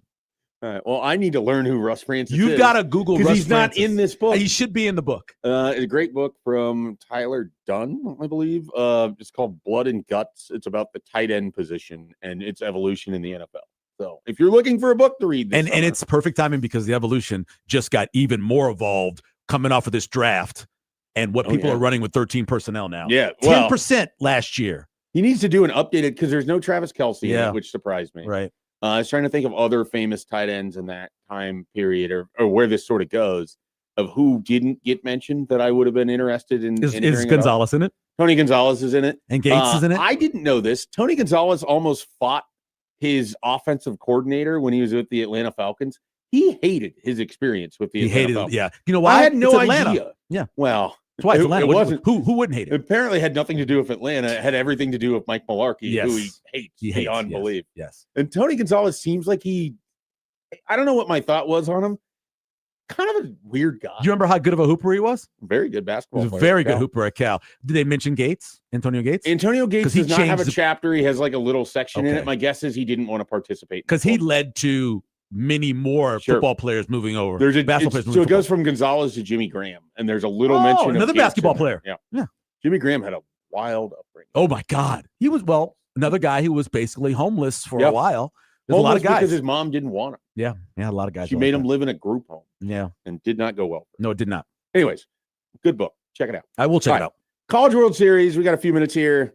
Do you want to make some predictions? Do you have that? You're a college baseball guy. I do watch a lot of the college baseball during the regular season, mostly concentrating on watching Big Ten because it's Nebraska stuff, and I will occasionally see where LSU is, and when I get a chance to. Do you care about LSU baseball? As much as when they come here. One of the things I misunderstood about you is that I thought when I first met you, because of the Saints thing and because you have so much reverence for New Orleans, I just assumed you were an LSU football. No, I never grew up. I grew up a Penn State fan as a little kid. And then you told me that, and I just stared at you for a long time. And then you explained that you lived at we lived 47 on campus. different places. Yeah, and we lived on campus. My dad was a chef there. Yeah. And no, I loved Penn State growing up, and so that and USC were my two favorite teams growing up. But the funny thing about it is when I'm looking at LSU, I think about it for my family. A lot of my people in my family either went to school there or like it. And my sister who passed away would come every time LSU was in, especially if they advanced to the finals. Right. And so that's kind of the reasons why I would want them to do well. Ole Miss, I'm cheering for because we have friends who are from the university, who worked at the university, who will come here. By far, West Virginia. I love Country Roads. I always have. I'm looking forward to their fan base because they're crazy. I told you I went to the Backyard Brawl one year with Pitt and West Virginia. Incredible game. Hate each other. They line the strip of interstate between the two, highway between the two, and yell at each other. I'm cheering more for West Virginia probably than anybody else, but I want Ole Miss to do well. Yeah. West Virginia is definitely the team that I would like to see come out of the bracket group. The non-SEC bracket. Yeah, the non-SEC bracket that features one SEC team. Yeah. Mostly because I just like the story. I got really caught up. They were down. They were coming back through the losers bracket of their regional, and Kentucky was the 2-0 team. And those games that they played were really, incredible. really good. Yeah. And so I really enjoyed that. And their fan base just seems like one that unique, like a lot of passion, a lot of enthusiasm for it. I think that they would represent themselves well. I got a text earlier that just said West Virginia is in the streets.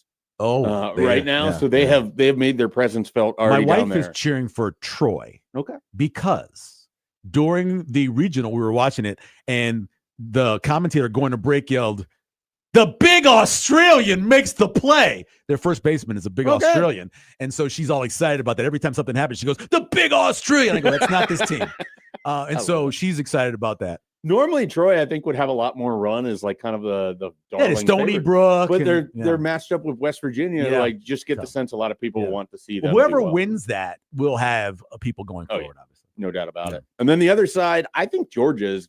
I picked Georgia to win it all. Yeah, I think they win it all too. They won the SEC tournament. They won the SEC regular season. They won the just crazy matchup with Mississippi State. Yep. It's hard for me to take anybody that isn't Georgia. Now, Texas is playing really good baseball. So there's a lot of teams playing good baseball. Ole Miss is playing great baseball. Yeah, everybody's playing good baseball. You know, we did the turns out you probably have to be playing good baseball to get to the final. Exactly. We did the bracket challenge. That actually probably makes sense. And I've done the bracket challenge on D1 baseball for the last 3 or 4 years, right? By far, this is the worst I've ever done. Yeah, I didn't do well. I think I had one team. I know I have Georgia. I had Georgia. I had Georgia Tech. I had Auburn. I think I advanced UCLA. I was against A&M. I know I didn't have A&M. But I just did. This is by far the worst I've ever done. Yeah. Bracket challenge. No, I think Georgia was the only team that I had in the entirety of the field of the 8 teams. So, what are you gonna do? What are you gonna do? All right, Michael. Let's do this again Wednesday next week. Sounds good. Well, I'll be there. I'll do that. All right. Everybody else, when you hear us on Monday, enjoy Brian Gallagher, who will be joining the show for the first time. Enjoy the College World Series on 1620 The Zone. Happer.